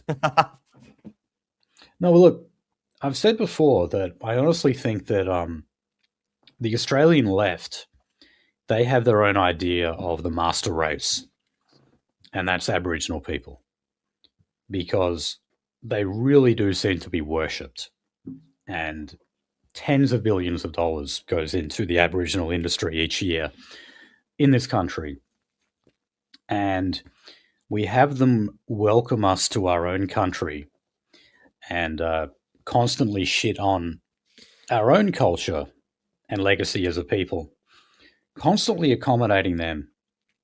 And then the right in Australia, well, it's just like the right in America. Their master race is the Jew. I was gonna say, the Indigenes didn't actually know the connection between sex and pregnancy, and the Australian left actually knows the difference between the connection between sex and pregnancy, and they hate it. Yeah, the Tasmanian Aborigines forgot how to use fire. Yes. They actually regressed from the mainland Aborigines. Believe it or not, they actually went further back. I don't know, maybe their IQ was 58 or something. It was so it's low. Pandemonia, some shit like that. As a sci-fi movie. Anyway. Okay, so more than 100 Aboriginal tools have been covered over by upgrades to a fire break trail that is also used for walking and cycling in Launceston. Oh my God. So, God. So speaking of the Tasmanian Aborigines, which, remember, they just don't exist anymore. Well, there's no full bloods anyway left. So Aboriginal Heritage Tasmania, so that is the government body that oversees Aboriginal cultural heritage, advised the Tasmania Parks and Wildlife Service that it did not need a permit for the works. Aboriginal Heritage Tasmania said it will make further inquiries. Now, look, I don't know what it is. When they say more than 100 Aboriginal tools, I'm going to assume that they're applying the same standard as they did in that Rio Tinto site where they referred to Aboriginal cave paintings and they were just like little squiggles. All right, so like What are they saying that is an 150 Aboriginal tools? tool? What is it, like a stick that they've sharpened? Did they find men? A whole bunch of tools? And am I really to believe that they actually made like 100 over 100 distinguishable tools? Yeah, like congratulations. I don't think so. I mean, this article, as you can appreciate, does not give any detail of what these tools are. Oh, hold on. Here's an example. There we go. Click. Are you reading the article? Yes, I am. All right. Also, So pry open the fucking, like what is it called again? No, but do you see the tool? They actually do give an example here of one of the tools. It's a stick. Well, the one I'm looking at is a stone. Oh, it's a stone. Oh. Do you see the one? It's the third picture in the article. Oh, there we go. It's just a small stone, and it says an example of one of the tools. They've made a tool out of you and me. It's just like something that like you could just pick up off the ground. Like, how the fuck is that a tool? Oh dear God, Caltoid. And man, this is like a big like effort article as well. You notice how long it is? Oh yeah. They're going on about how this is just this terrible tragedy. If you need to fucking like give 5 paragraphs to explain something with emotional language, it means you're bullshitting. Yeah. Tell me a story. Oh, there's the story, and there's the article. Go fuck yourself. Okay. Oh God. So over in Arnhem Land, they had a celebration of Indigenous culture, and this has involved spear throwing, basket weaving, and traditional dances. Now, What? I guess all of that except for the spear throwing is like invented. Aborigines really did not have their own form of dancing. They did not do basket weaving.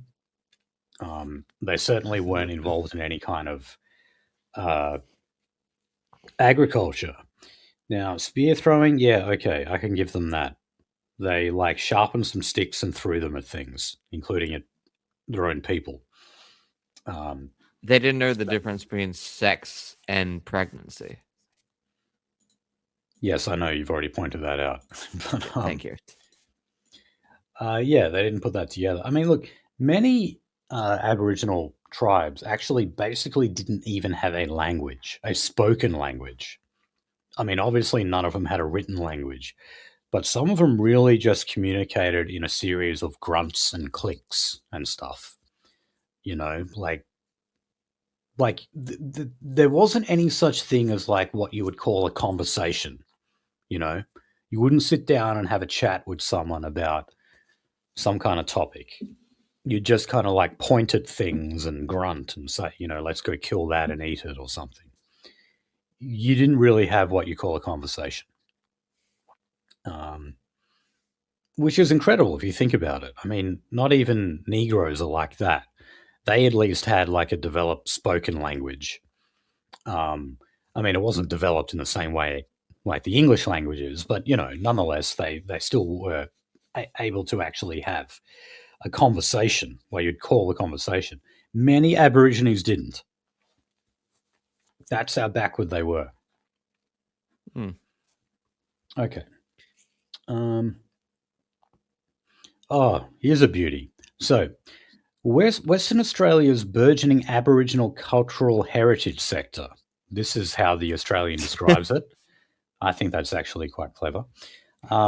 So, the cultural heritage sector here in WA will be regulated after evidence emerged that explorers and miners now pay an average of $23,817 a day in WA when negotiating a heritage agreement with traditional owners, almost 50% more than 3 years ago. Wow. So that's nearly 24 grand a day that you spend while you're negotiating a heritage agreement. And this just goes back to the native title stuff I was talking about. Native title is just an expansive rent-seeking operation. You get title over land that you don't really want to do anything with yourself. But if you happen to be sitting on a ton of resources, well, you just go and you extract wealth from that miner or whatever it is. So, wow, 24 grand a day to be paying for that. Yep. And finally, the WA government is saying, okay, we better regulate this. This seems to be a rort that is now getting out of control. I mean, it got out of control long ago, but they're finally noticing. Okay. Oh. So final story on Aborigines. Sorry? I'm getting tired of shit. We can finish this tomorrow if you want. Thank you. Yeah, we'll be going 2 hours, so if you want to finish tomorrow, we can do it then. Easy. Yeah. Okay. We'll see you tomorrow, guys, for part 2. Okay, we have reconvened on this Thursday evening. So, thus making content in the first half of the show perhaps redundant. Anyway, we just had one last story on our delightful First Nations friends. And this is on something that is known as black cladding. Now, Nolsey informs me that this term is used in South Africa as well. Yes. And it seems like it has basically the same meaning over there. So I actually hadn't heard this before, but what it means is when you have a company that says it is black, in this case meaning Indigenous, Aboriginal, when in fact they're not. And, we should be definitely very familiar with such a phenomenon, considering that there are all sorts of perks you can get if you identify as Aboriginal. Just ask Bruce Pascoe. Yeah, tax, ABN, and also ACBN as well. So yeah, why not? Yeah. So, in case you want to know, the government has actually spent $15 billion on these business contracts since 2015. You shouldn't be surprised to learn that we do spend about $30 billion on what Pauline Hanson calls the Aboriginal industry in this country. $30 billion a year. So, reading something like this should definitely not be surprising to you. So anyway, this article focuses on this businessman called Scott Franks. So he had a joint venture company that he was the majority shareholder in, and it actually became an example of black cladding, despite the fact that he held 51% of the company. There was a non-Indigenous partner who basically exercised effective control over the business. Can we call it blackface at this point? Sort of. But I mean, look, this guy, though, what's his name? Frank. Good old Frankie. He's said to be Aboriginal, though, genuinely Aboriginal. But, well, Nolsey, do you want to have a look at the first photo, or the second photo, sorry, I should say, in that article? That's the guy there, Scott Franks. Is he politically Aboriginal? He would have to be. But I mean, look, obviously listeners can't see this image. He just looks like a white guy. All right. I mean, if he does have any Aboriginal in him, he must be like 1/32nd or something. It is tiny, tiny. It's like a toe dipping into the cold pool. Yeah. And so, if you are actually an Indigenous business owner, there are all sorts of like government grants that you can get. And it shouldn't therefore be surprising that you do get a lot of people saying that they're Aboriginal and getting those grants. And you know, it's becoming easier because of the fact that the term light-skinned Aborigine is now in common vernacular. You know, it's like just like another type of Aboriginal. Again, like I will take it from the New Zealanders. Political is what I like to call them. Political Aboriginals. Yeah, I mean, again, Bruce Pascoe, I guess, is a political Aborigine in that regard. But one of the areas where this became an issue was the South Australian election for the state Indigenous voice. There were complaints about some people being turned away because the scrutineers did not believe they were Aboriginal. I believe we even covered like an Aboriginal singer who was very obviously Aboriginal. And it's like, oh yeah, like I have to prove it by blood or something, yeah. something like that. Yeah, no, he wasn't Uncle a singer. whatever the fuck. Yeah, I forget that guy's name. He died not that long ago. But yeah, they had to ask him for like ID. But the reason why is because they have to be consistent. They have to do that for everyone. Even if they are obviously Aboriginal, which he was, there's still a procedure to follow, and you have to do that. And so some people feel like, you know, it's you do have to try real hard for that. A bit beyond the joke when you have to do that. When you have to say to this guy who's like black as the ace of spades, hey, you got to prove that you're Aboriginal. I believe like even we know like some guy who's like blonde hair, blue eyed, and is apparently recognized as Aboriginal. Yeah, I remember there was actually a guy in our high school in our year, and his nickname was Bungie, right?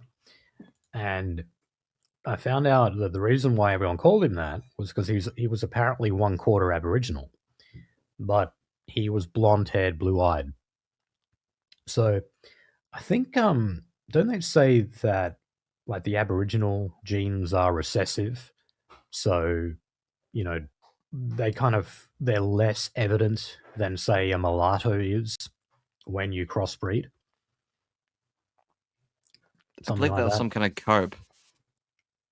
Hmm? I believe so. Like I believe it was some kind of cope. Is it? Okay. Could well be. The nose always fucking like the nose always unfortunately always shows. Yeah. But no, I mean, look, when you have issues like black cladding, as we see here, you've got to start actually saying, all right, you've got to prove it in some way. And you can't just do that to the so-called light-skinned Aborigines because it's a procedure.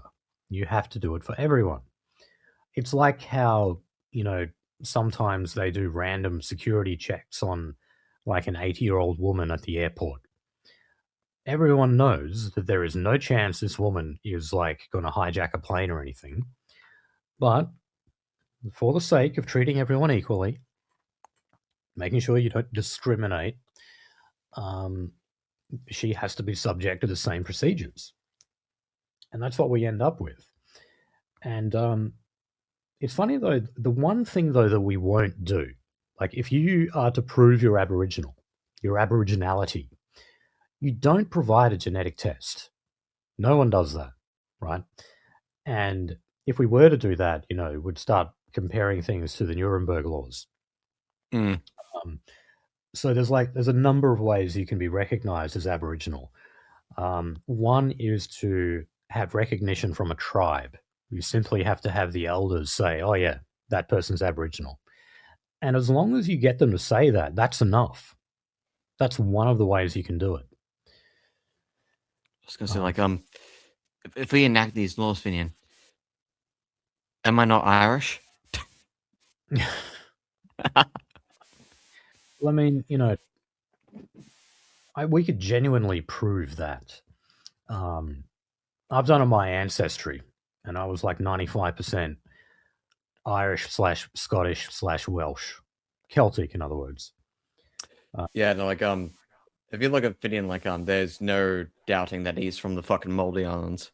Right. And I didn't even get any English in my results, which was surprising. Actually, that's not for me. I thought surely there'll be some, but apparently not. Anyway, You are a Mick bastard. yeah. Okay, so let's move on to crime. So, Yes. the Queensland Deputy Premier, he said something that a lot of people found to be quite shocking, actually. He was being asked about lockdowns in the youth detention centres in Queensland. This is when, you're locked down during the day, you're locked in your cell. They're always locked in at night, of course, but during the day, they're usually out doing various activities. But sometimes they do lock them down, and that can be because of misbehavior. It can be because of a shortage of staff. It can be because of a volatile incident, whatever it is. And so basically, they do try to lock them down as little as possible. But when Queensland's Deputy Premier was asked about this, he said that he had no sympathy for children in youth detention centres being locked down. And he said because, well, they're criminals. They're offenders. Why should we feel sorry for them? And he pointed out... neither do I. Yeah. I mean, look, he this is one of those things where he's saying the quiet part out loud. And, it's actually rare for politicians to say something that frank, Yeah, so he said this. He said, a lockdown is for the safety of not only the offenders, but the workers. And it is because some juvenile grub has caused the lockdown in the first place, whether they have started a physical altercation or whatever the case may be. So if you're thinking you are going to find sympathy from me for a youth offender in our youth justice system, you ain't going to get it from me. Tough talking. Best said. Yeah. I was gonna say, like, how many times have we've seen the case of, like, this guy was, like, out on bail, and then he proceeds to, fucking murder a woman on the street. Yeah, a lot of the time, like, the sob stories that we're given, like Dylan Voller, the guy who was in the spit mask, for example. Yep. We were all we'll still man it here. That's a white person we're talking about. We're gonna still man it here. Yeah, I'm not picking on our Indigenous friends. Dylan Voller is like basically the only white boy to ever go through youth detention in the Northern Territory, honestly. And we're all supposed to feel sorry for him, but I mean, Jesus, you want to look at the guy's fucking rap sheet, like all the assaults and burglaries and everything that kid did. And the reason they had a spit hood on him was because he was spitting, and they tied him to a chair because he was assaulting staff. Now, I'm sorry, if you're assaulting staff and spitting at them, I'm not going to feel sorry for you when you're locked down like that. Okay, so in the Northern Territory, they were asking the same questions because they do have frequent lockdowns in the Northern Territory, worse than what they have in Queensland. And the reason there is, well, it's very similar. Often it's just because they cause the lockdown themselves, but they have it more often in the Northern Territory because, well, they just don't have the staff. So, if you've got a prison unit with 3 wings and you've got 1 officer per wing, but only 2 of them turn up, well, they have to take turns in locking those wings down. There's no other way about it. And for all those people complaining about that, they never seem to realize that that lack of staff is their fault, because they're the ones who are out there continuously demonizing the staff. Yeah, like again, we did cover the story of that one fucking poor CO that actually got fucking a rock to the back of her head. Yeah. So, and the same thing goes to the police in the Northern Territory.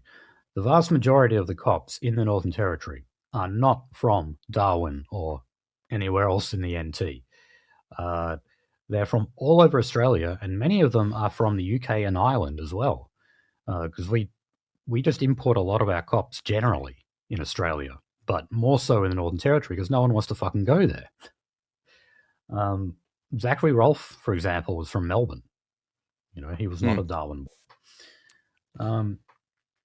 So the best case is you get a New South Wales Metro cop, and that's and again, like you have to say, like, why the fuck did you decide to come up here, buddy?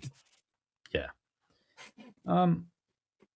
So yeah, look, they've been having budget estimates in the Northern Territory, and Labor and others on the crossbench have been really grilling the police minister, the corrections minister, the treasurer, and the chief minister, of course, over this, pressing them on the frequency of lockdowns that are happening.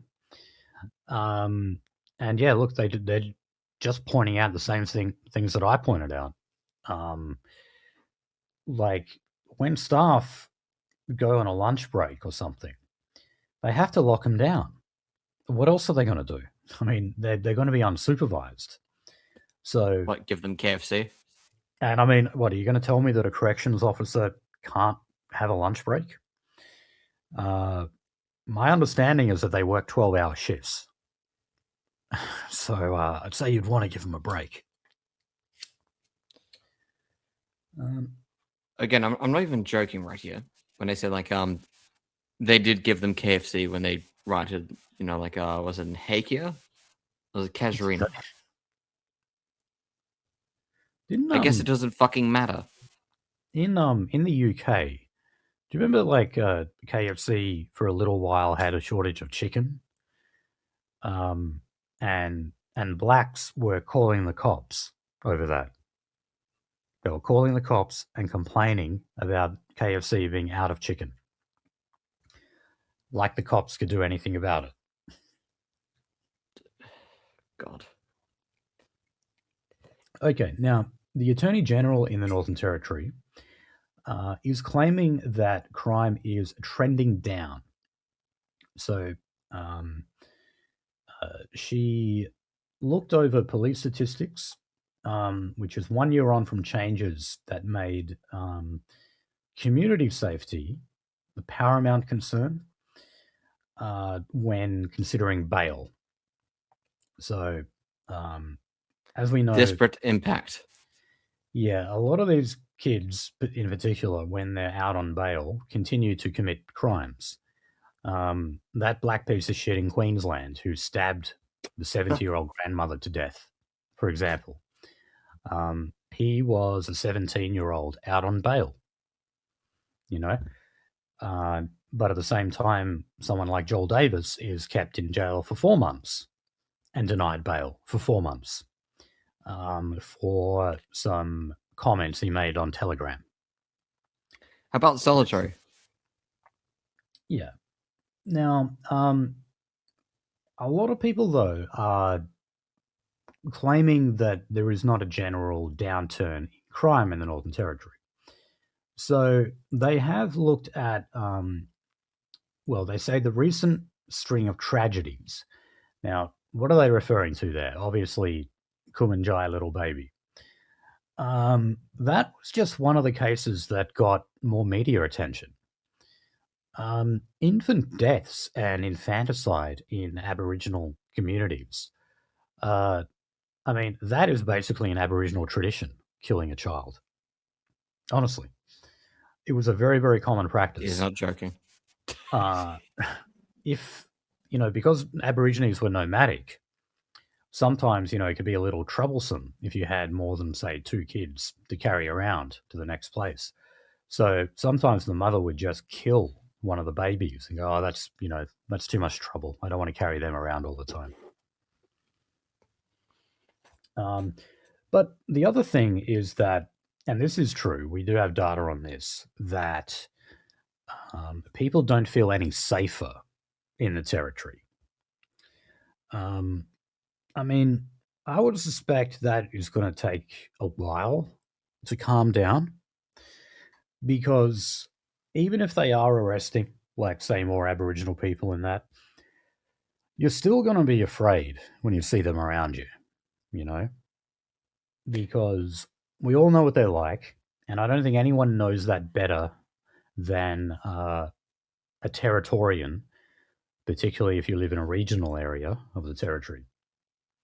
So, Hey, I actually got it from a Territorian himself. Like, there's a reason why there's 6-foot tall fences.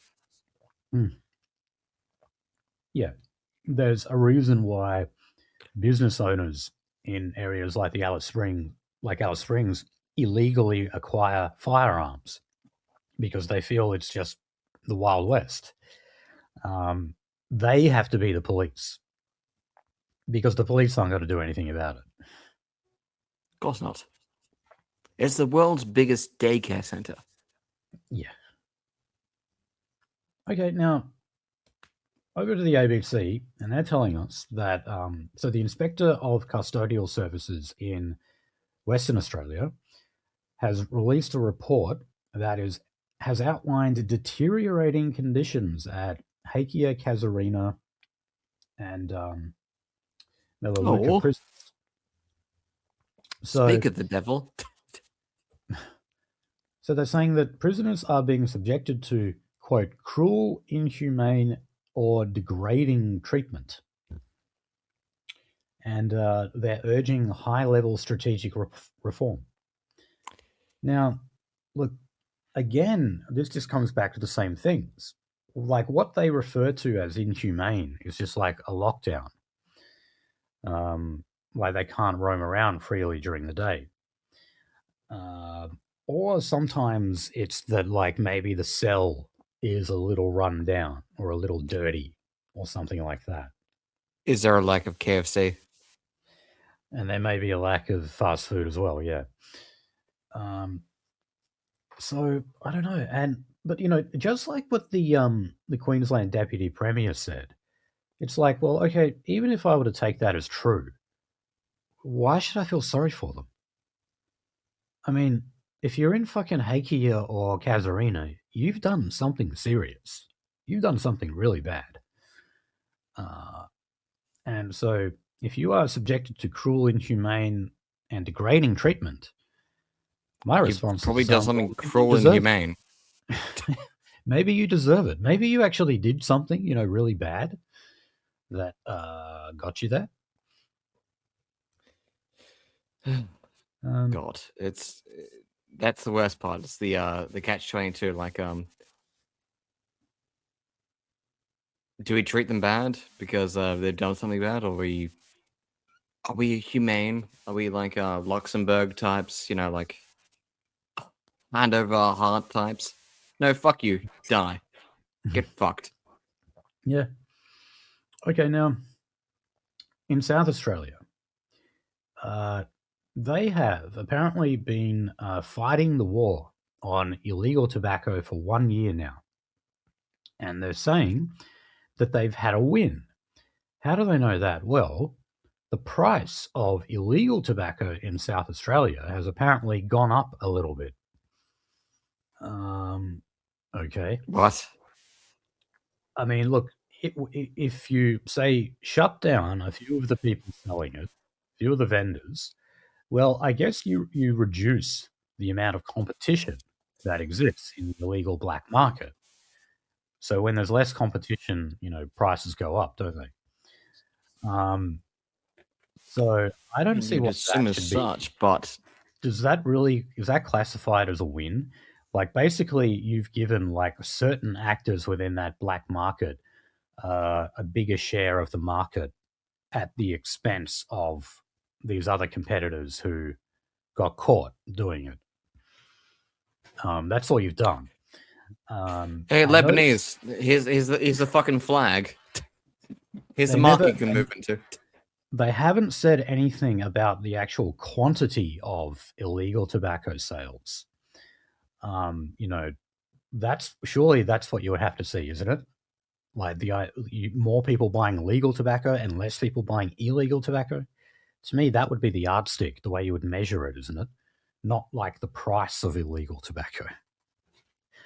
Now, they've actually had in the federal Senate at the moment some business owners who there was one woman who claimed that her business that she was run with her husband, I think she said for 40 years, is actually losing revenue now at a rate of about $1 million a year. And she's attributing that directly to people buying illegal tobacco. She also pointed out that their business was one of the ones that would say, like, sponsor the local cricket team, things like that. Yeah. They had various Standard philanthropic. cope. Yeah. And she says that now they don't do any of that philanthropic work, none of it, because Here's all my tax write-offs. Yeah. Oh God. No. That's yardstick for statecraft, but no. How about busts? Okay. Now here's another one from the Noticer. So this is about a farmer. Maybe you've heard of these. He had what you call an honesty stall. So maybe you've seen when you go for like a bit of a road trip out in the country areas. Sometimes you see a stall on the side of the road that, say, sells fruit and veg. But when you go there to buy it, there's actually no one there. And it's up to you, and this is why they call it an honesty stall, to leave the cash there for them. Believe it or not, there are actually areas in Australia where it is high trust enough for that system to function. But it seems no longer. So this one guy who runs an orchard south of Perth, he's actually had his stall there for 17 years. But he said over the past year, there has been a massive spike in thefts that have gone on. And he said that he was actually losing up to 40% of his stock a day.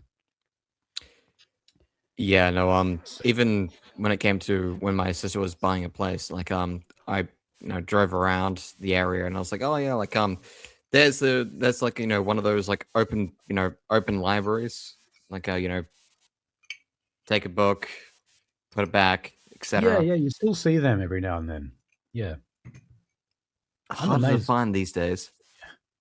Well, those ones work a bit better, I think, because some dumb cunt Abbo doesn't really want to take a book, does he? But like she was complaining to me recently because someone had actually knocked over the open library. So trust me, we're degrading as a society, like hard and fast. Okay, now final story on crime. Again from the Noticer here. Mohammed Scaff. So he is, I believe he's the brother of Bilal Scaff. Bilal Scaff was the leader of a rape gang, effectively, in Western Sydney, Lebanese rape gang, that purposely targeted white Australian girls. And this was basically the first time anything like that had happened in Australia. Like the judge literally just did not know any case that compared to this. Anyway, Bilal Scaff is still in jail, and he's probably not going to get out. But his brother Muhammad Scaff, he actually got out of jail 3 years ago or so. He's basically just a piece of shit as his brother, but he's just been arrested for allegedly overseeing an illegal drug ring in whatever bloody Muslim majority suburb he's in, Lakemba or Punchbowl or whatever. I don't know. We do need a space elevator just so we could send these fucking cunts into the sun. He's in one of those suburbs that actually used to be just a nice, simple, working class white suburb, and now is just like an Arab hellhole. Yeah. And so, yeah, what a surprise! Like this guy gets out. He's 42 years old. Yeah, he's 42 years old. Like you think you'd learn the lesson after fucking 42 years? How many years has he been in this fucking country? 30-something plus? Well, he also did about 20 years in jail. You think that would have... Well, there we go. Guess what? They don't learn. Go fucking... Go... I'm not going to continue that line of conversation, but yeah. Go look at this. No, look, that's the problem with the whole idea of rehabilitation. Like, when you talk about someone who does something that horrific, who's part of a rape gang, that person cannot be rehabilitated. That person is gone. Like, why even bother? Wouldn't even call him a person at that point. And why hasn't he, like, lost his balls? Honestly, if you commit a horrific sex crime, you should be neutered straight away. Because usually they go and reoffend. Recidivism is a thing. And particularly for sex offenders, because that's just in them. It's like part of their programming. You can't reform them. God. Okay. There's a link there, but I don't want to open it. So a quick story on guns. So a coroner in Victoria is saying that Victorians should have to provide medical evidence to prove their suitability to hold a gun license.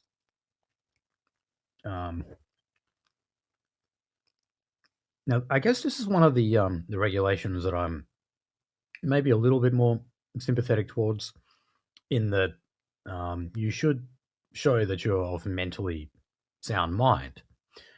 But I don't trust psychologists. But the question is, I guess, like, who bears the burden of proof, and how hard should it be to actually prove that has happened? Yeah.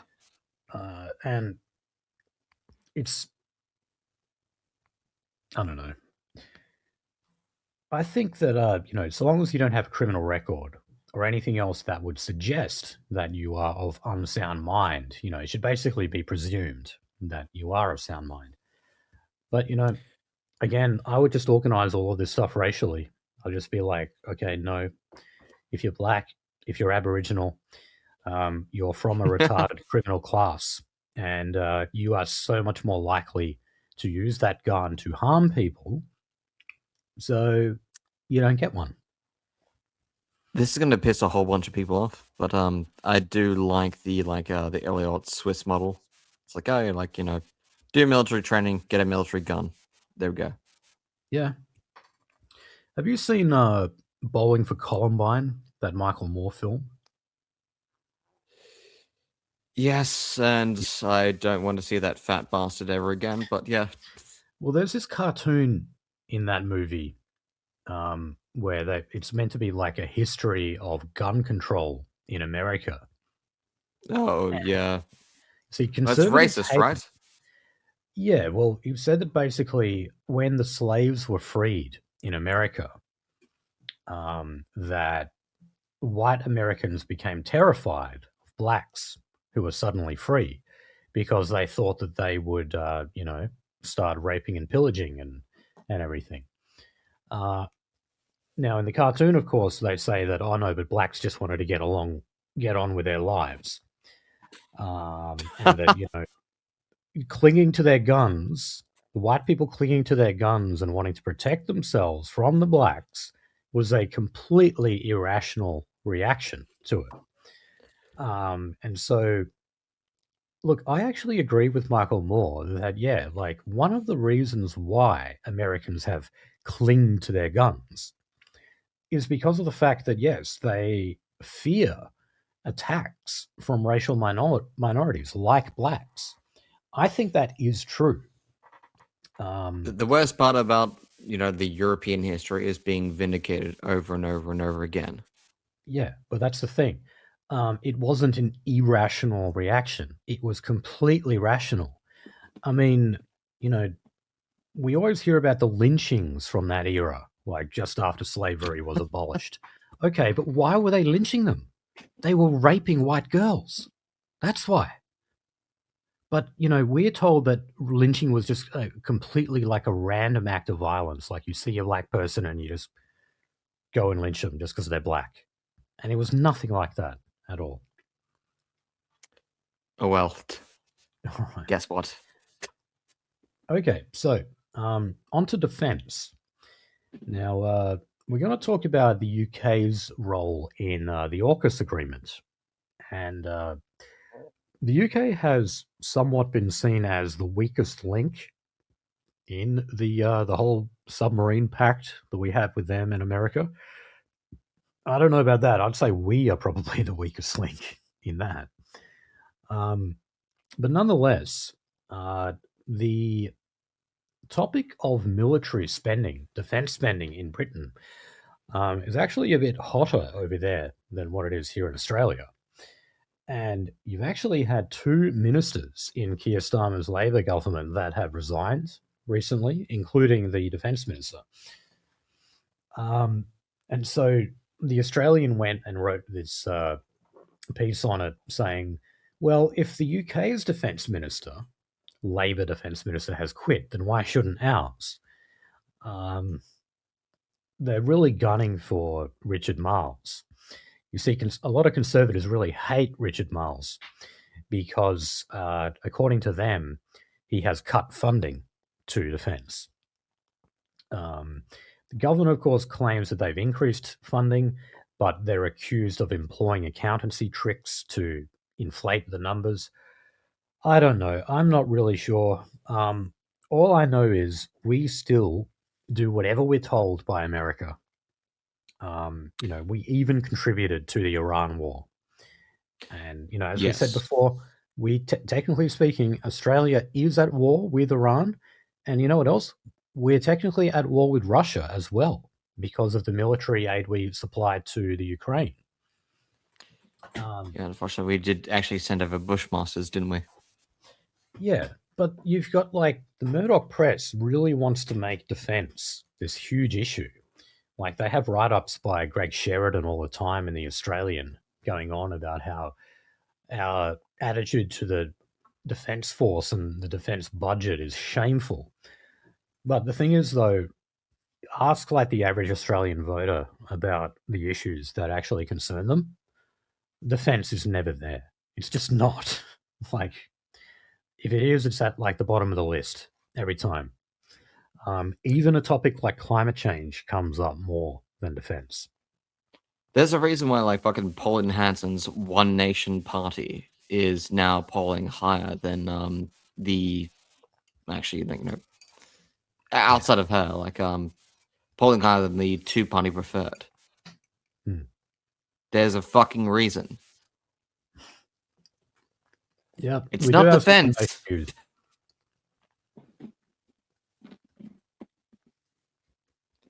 But yeah, no. Again, I'll be dealing with my nephew who's in, the ADF tomorrow, and most of my conversations with him, outside the fact that I'm very disappointed in him, is like, yeah, we're a boutique army. Yeah, we serve the United States and, whatnot. And, yeah, we're meant to, like, maintain this weird fucking, like, Oceania geopolitical fucking bubble for them. That's about it. Yeah. All right. Let's go to state party politics. Now, two of the men who were involved in a donation scandal in the New South Wales Labor Party, Jonathan Yee and Ernest Wong, and yes, both of those men are of Chinese background. Because, you've got ethnic branch stacking in the Labor Party. In New South Wales, that was almost exclusively Lebanese.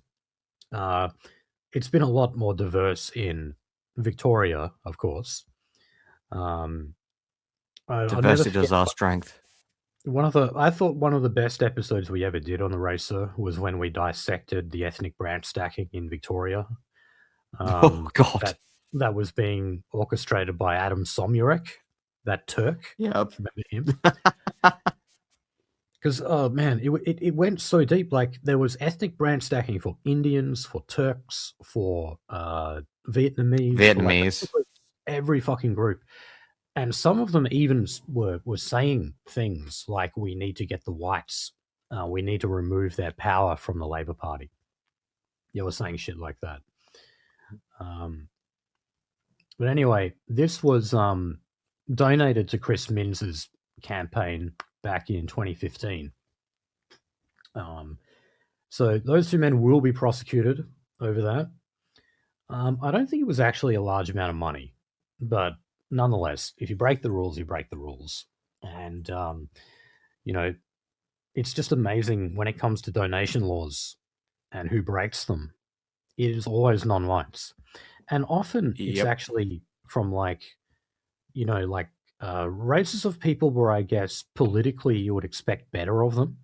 So here, of course, yes, I'm talking about the Chinese, because, Chinese people on average do commit less crime. What kind of crime? Well, yeah, I mean, no, but you see, even with white collar crime, there's really only like one type of white collar crime that they commit more than whites. You know what that is? Financial, I believe. Gambling. Gambling? Yes. Particularly the Chinese. They love their gambling. And I don't think Pachinko actually won that much. Well, have you ever noticed you go into a casino and there's some tables there that only have Chinese characters there and clearly a Chinese dealer? No, because the last time we went to a casino together, I said, keep me away from the tables. Yeah, but then, in America, you had Dinesh D'Souza, who was funneling money to the Republicans through his mistress. Do you remember that? I don't, but I can fucking believe it. He actually he didn't go to jail, but he had I don't know, home detention or something. He had something kind of lesser than jail. And of course he just claimed it was selective prosecution and, the Democrats running a witch hunt against him, that kind of thing. Okay, let's go to the Victorian Labor Party. So things are actually quite bad for Jacinta Allan. For the first time in a long time, the polls are predicting a coalition or Liberal Party victory at the end of the year. I believe their election is in November. I was going to say, I don't think it was going to be good for her, considering she got egged. No. And I mean, I guess she wasn't able to sufficiently distance herself from the legacy of Daniel Andrews, who, even though, he had pretty good polling while he was Premier, I guess you could say he left a very bitter taste in people's mouths when he left, and a lot of people are still very angry for the excesses of the lockdowns. Phrasing. Yeah, there were. I mean, there were an absolute ton of businesses in Victoria that went out of business, and that's directly attributable to the lockdowns. But yeah, remember though, Labor did win the last 3 elections in Victoria in landslides, including the last one. Daniel Andrews shit it in the last one. So they can still survive, but of course the question is, can they do it with Jacinta Allan? So she's in a position now where she is constantly brushing off speculation. People have even just outright been saying like it's a matter of when, not if, she's challenged for the leadership. She is also repeatedly brushing off questions about CFMEU corruption in Victoria. Now, there's a figure that keeps being floated around, which I think is excessive, and that is that the corruption that the CFMEU has been involved in recent years in government projects, like government infrastructure projects, has cost the Victorian taxpayer $15 billion. It's I don't see how they could have possibly cost that much. That's an incredibly high amount. But Jacinta Allan, when she's asked about this, she rejects that figure, but when asked to actually give her own figure, she refuses. She just says that $15 billion is excessive. And you know, Yes and no. The opposition leader, Jess Wilson, I remember when she became leader, one of the very first things she announced that a Liberal government would do would be to have a royal commission into the CFMEU. Jess Wilson, do you know how many of those we've already had? Do we really need another one? Do we need a new type of rock and snowy hydro? That kind of like old school union bashing may have excited people back in the day, but I don't think it does anymore. You know, no one fucking cares. That's just an ideological hang-up that the Liberal Party has, and they can't seem. It's like it's an obsession for them. Like the union movement, particularly the CFMEU, is just like an unhealthy obsession for the Liberal Party.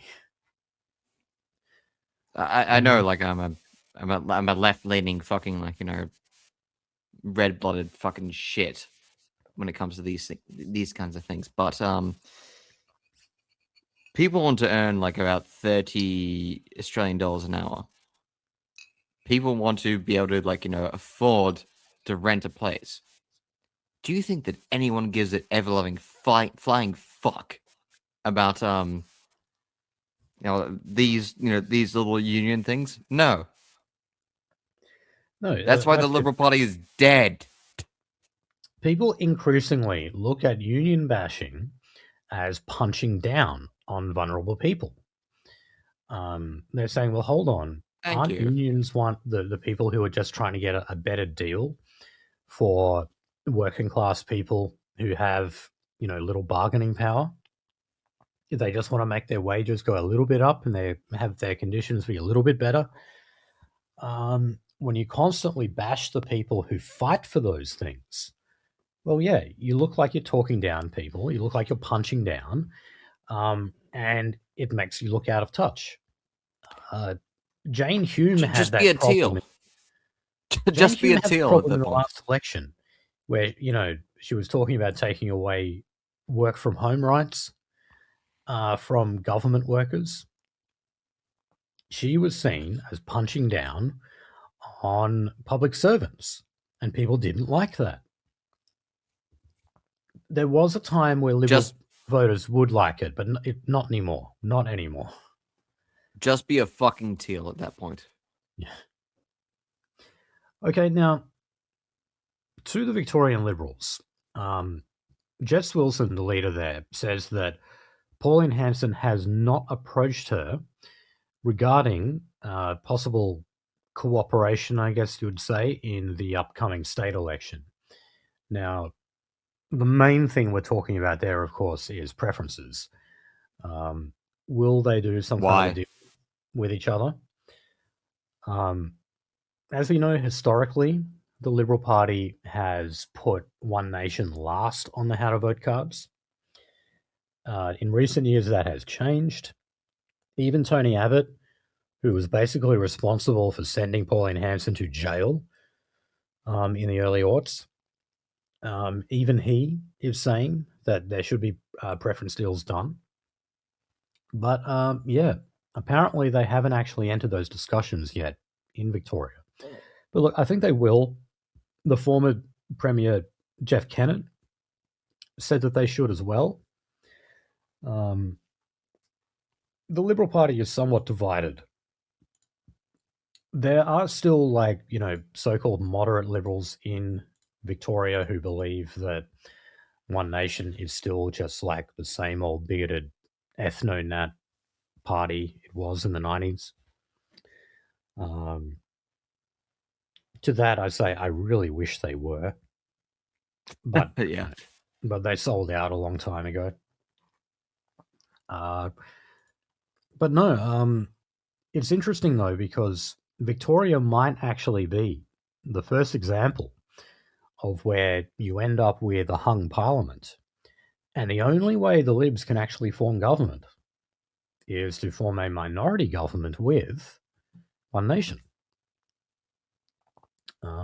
It's quite possible. It would certainly be interesting if that happens. Okay.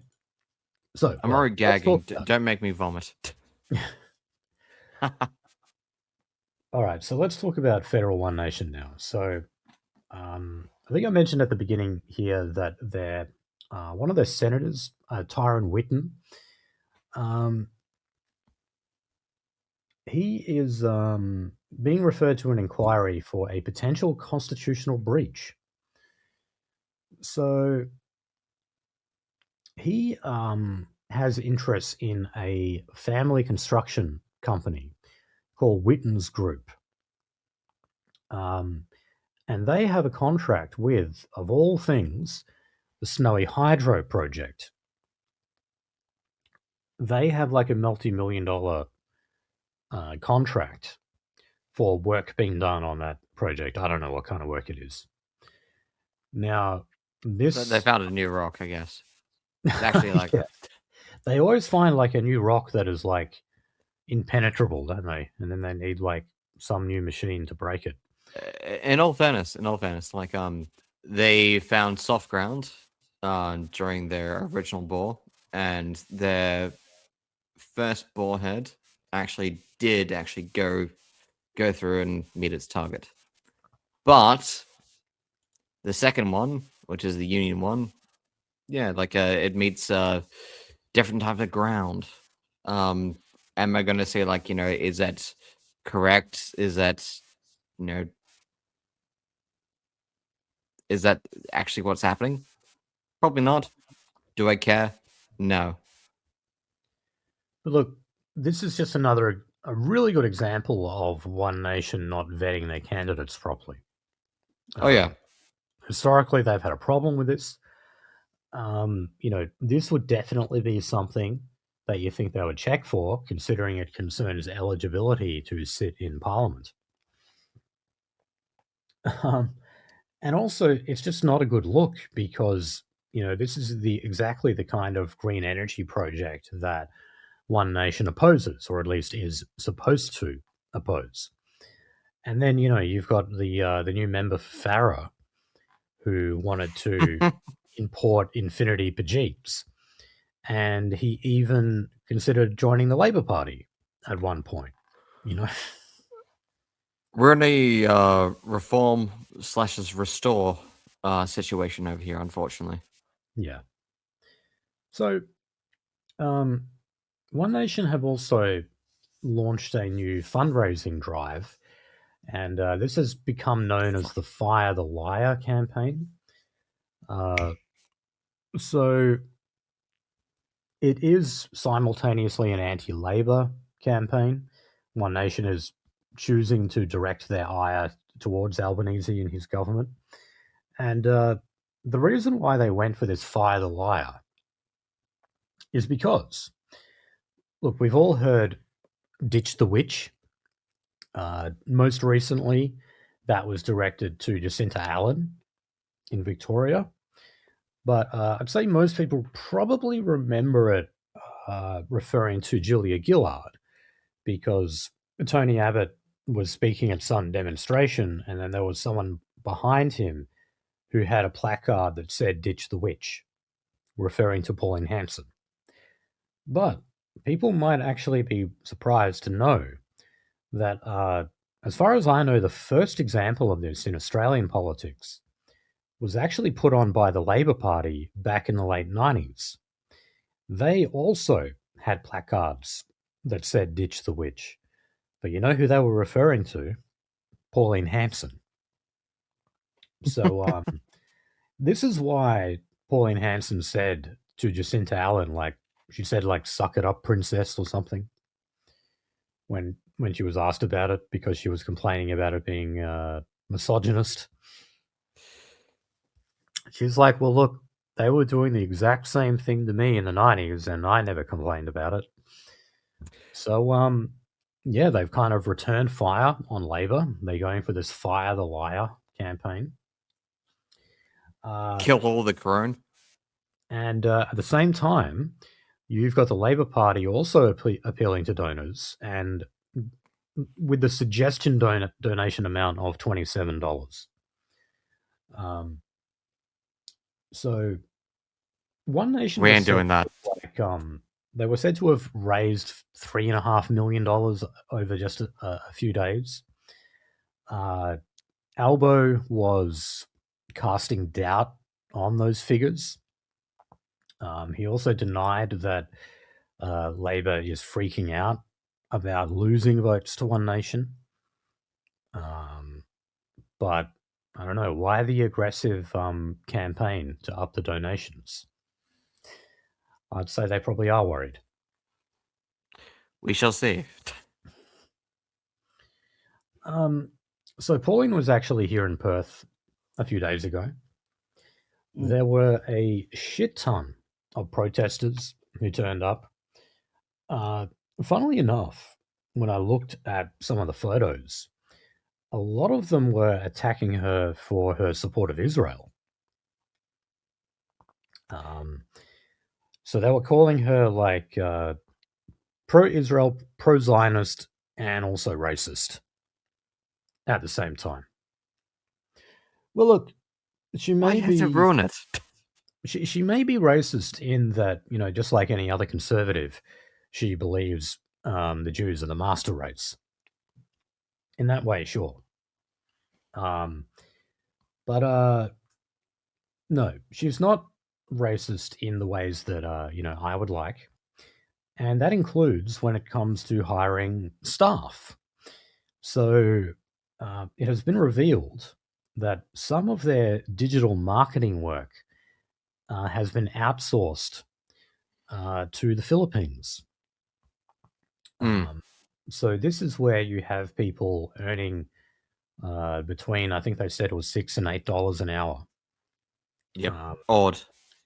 To pump out, cheap shit digital media work. We're assured, though, that One Nation does all they can to hire Australian staff, and that most of the work is done in Australia. But the excuse they're basically making is that, their recent spike in popularity happened so suddenly that, they had to move really quickly, and, that included hiring Filipinos. Fucking kill me. All right, so Just kill me. They also had to move a fundraising event in Melbourne. Now, Pauline Hanson denied that was because of protesters. And it sort of contradicted what Barnaby Joyce said before. He basically said, no, it was moved because of that. I was surprised that Pauline said that, because I would kind of think that would be good media. That would be good coverage for you. The fact that you constantly are on the run because you've got violent, feral lefties chasing you all the time, which does happen. A lot of One Nation events have been badly disrupted by these people. Not as bad as what it used to be, but they're still there.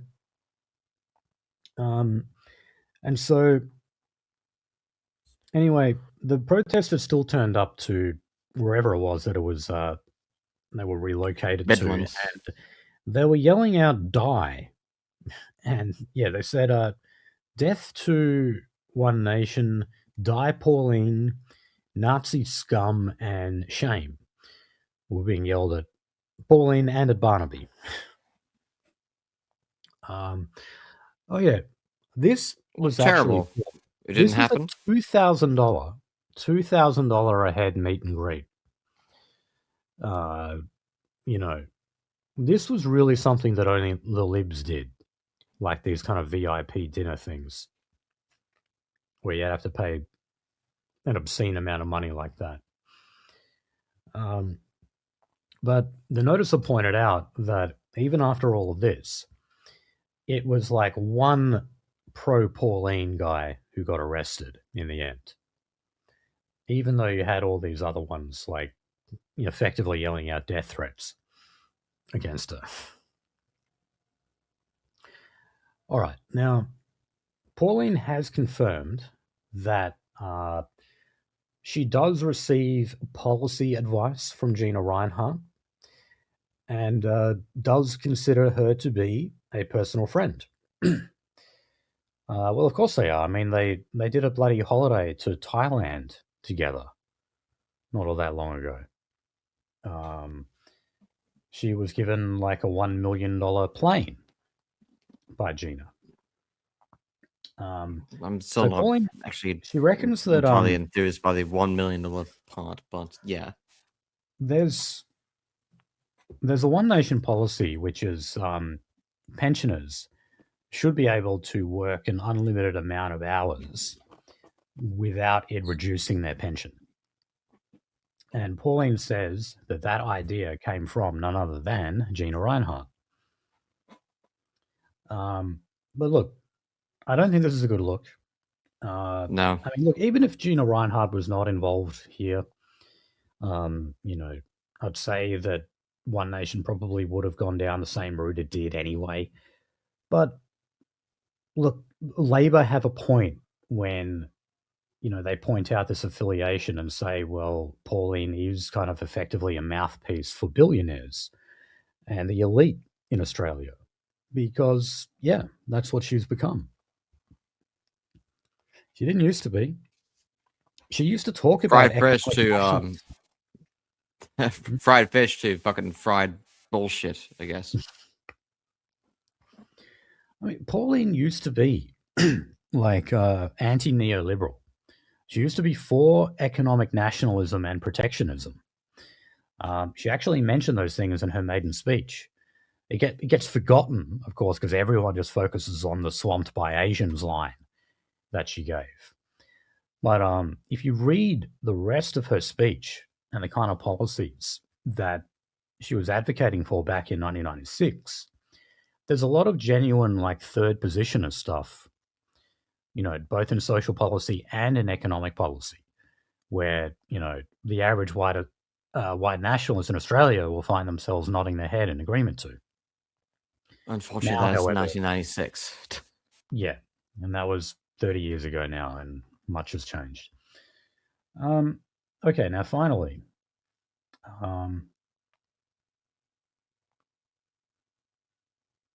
sorry, one other story.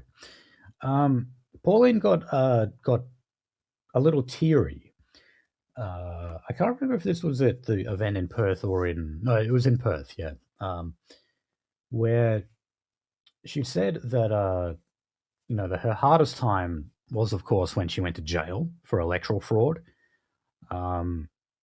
She ended up serving about 6 weeks, I think, and then that conviction was quashed. But she did single out Peter Beattie, who was the Labor Premier of Queensland back then, and Tony Abbott, because Tony Abbott feared back then that One Nation was going to steal Liberal Party votes. And, his fears were not unfounded.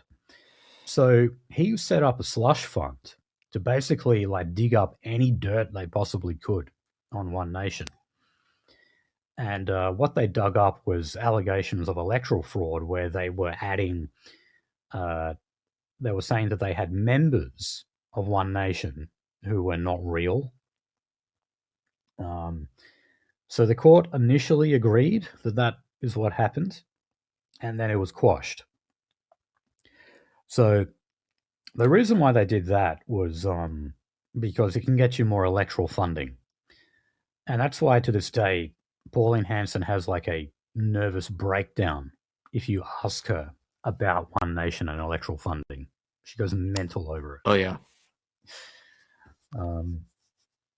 Please don't do that in person. And I'm not saying this as a jest or say oh, you should do this. No, please don't. No.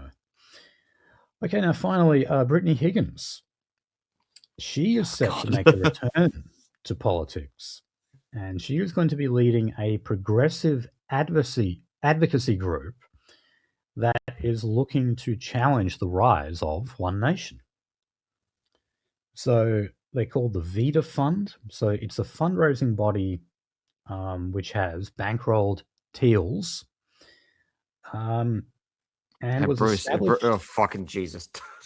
established to promote gender equity reforms. Oh, God. Oh, God. Now, it's obvious why she's doing this.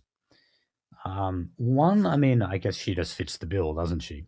But the other thing is Linda Reynolds has effectively bankrupted her. I think Brittany Higgins was looking forward to a very leisurely life, just relaxing in her property that she bought with David Shiraz in France. Yeah. Unfortunately for her, her and David Shiraz did defame Linda Reynolds in a multitude of different media. So she has to go back to her ex-boyfriend? Yeah. Well, he's working in media again now as well, for the same reason. He's got no fucking money left. Fucking Jesus. Fuck. All right. So, to the Federal Liberal Party.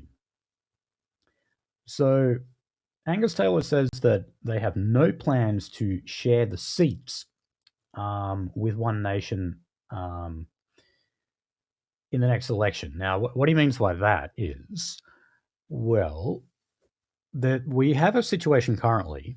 This is part of what makes the Liberals and the Nationals a coalition. The Liberals and the Nationals, for most seats, agree that only one or the other run in that seat. There are some exceptions. In the seat of Farrer recently, the by-election there, both the Liberal Party and the National Party ran in that seat. But the vast majority of seats around Australia, you only get one or the other. And that's so they don't take each other's votes. So it has been suggested that with the rise of One Nation, maybe the Libs would be better off doing a similar arrangement with One Nation. I don't think they'll ever do that.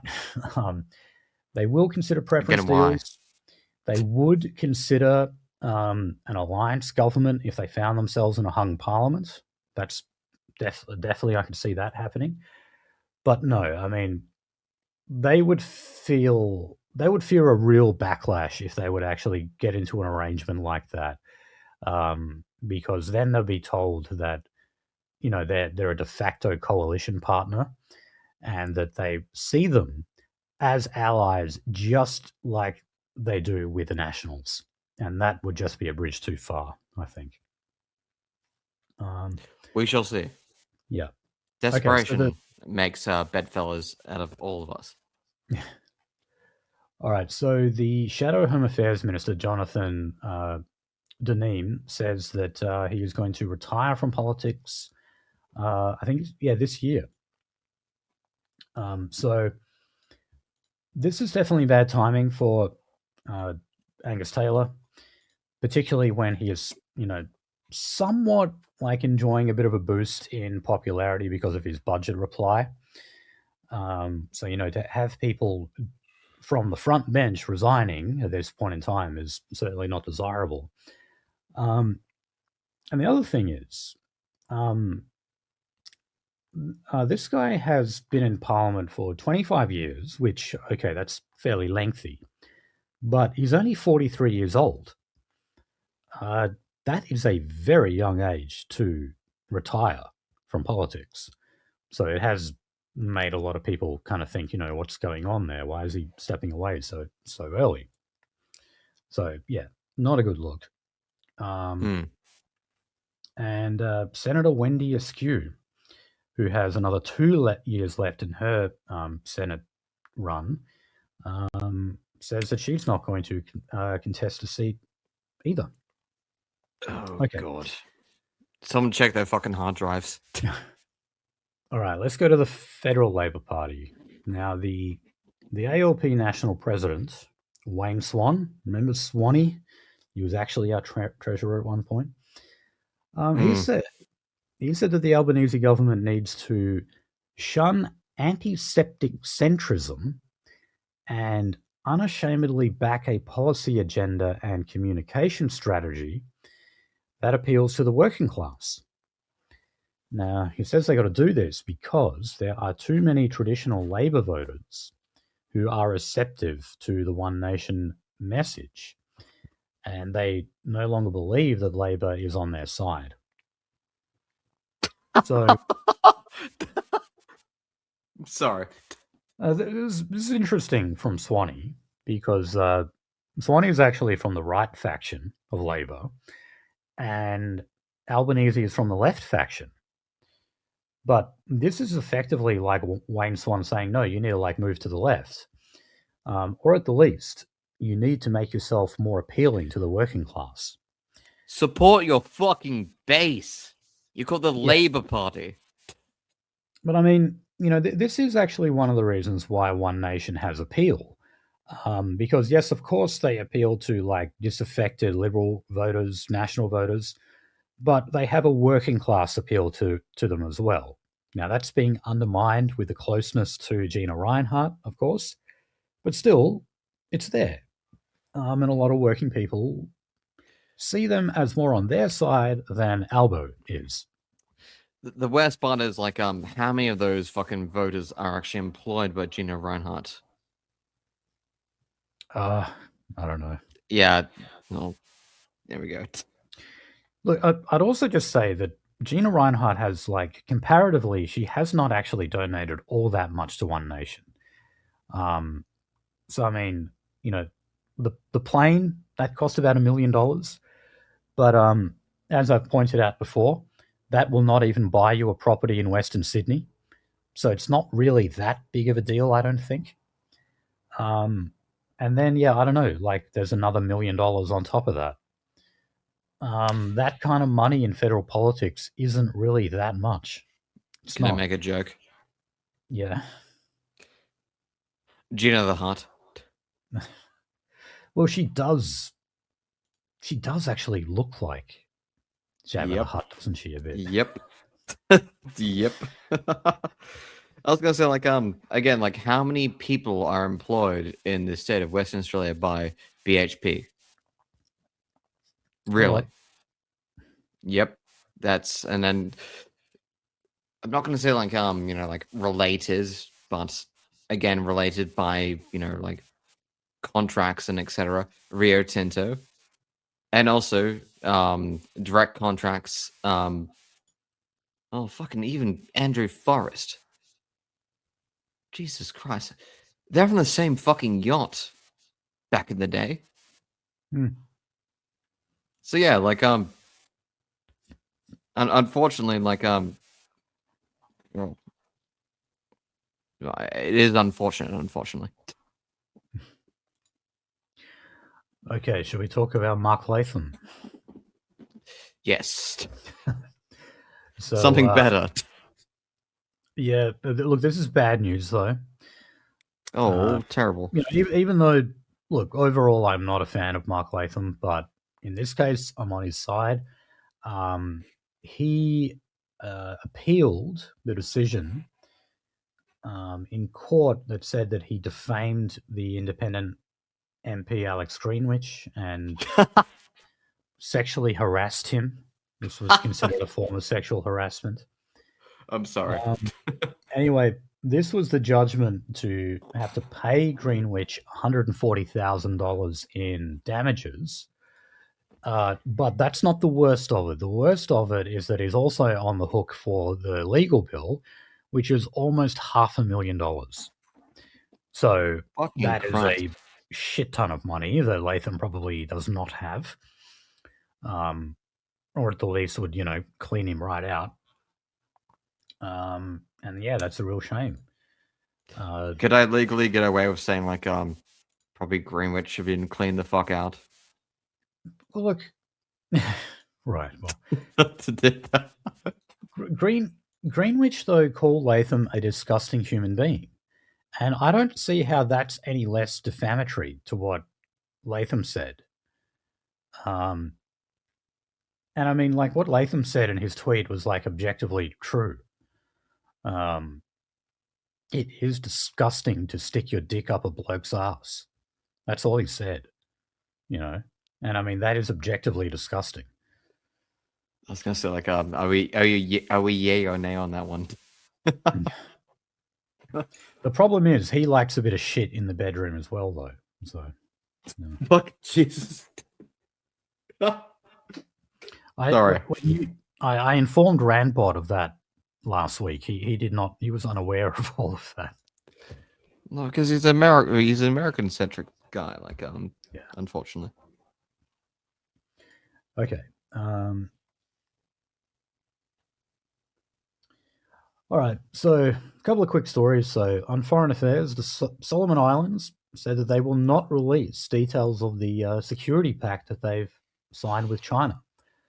So remember, this is one that got away from us, one of these island nations that are all supposed to be on Team America and Team Australia. And while we weren't looking, they jumped over to Team China. And that was Scott Morrison's fault, by the way. He really dropped the ball on that one. Again, what's the cost? Like $10 million, $100 million? It'd be a shit ton of money, and they're using their military the Chinese military to train the Solomon Islands police force. Yeah, like $1 billion US. There we go. Okay, now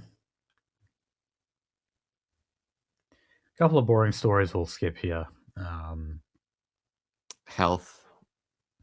Yeah, let's jump to the tech section. So, a new report says that Australia can capitalise on artificial intelligence with valuable cards to play strategically. Oh, really?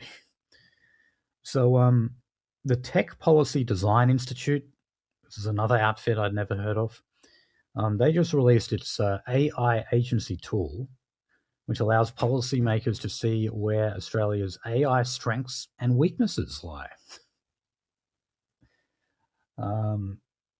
What? So this comes amid concerns about AI safety and also data centers, because we're kind of constructing so many of these centers that use a ton of electricity to run themselves. Yeah. But no, I mean, my understanding is that like Australia sort of missed the boat with all of this. So now we're looking to just hop on board with companies like Anthropic. And, just have them as foreign investors set up shop here in Australia. It's not the worst idea, but Yeah, no. So just reading through this. What the fuck? Okay, now in Queensland,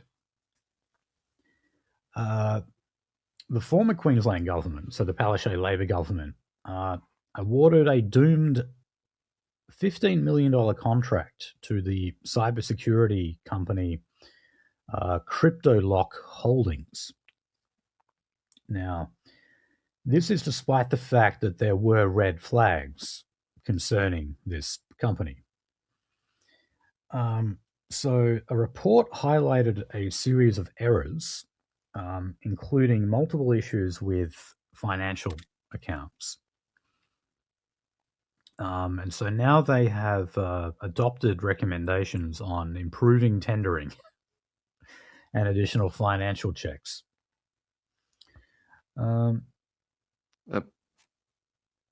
Okay. Finally, on tech, the National Broadband Network, the NBN, has been warned its new Amazon-backed satellite service risks being undercut by rivals. Now, this is after aggressive discounting helped Starlink, Elon Musk's outfit, add more than 250,000 Australian customers in just 12 months. So, they're mostly boomers, I'll put it that way. Who are signing up for Starlink? Yep. It's RC vans. All right. Yep. So, but I mean, they're impressive numbers. 250,000 in only 12 months. That's pretty good. I'll see my Indians be important 1 month. Okay, and finally, there was a interesting story in news.com.au that is about apparently the attempt to set up an all-white community just outside of Melbourne. So this is about Thomas Sewell,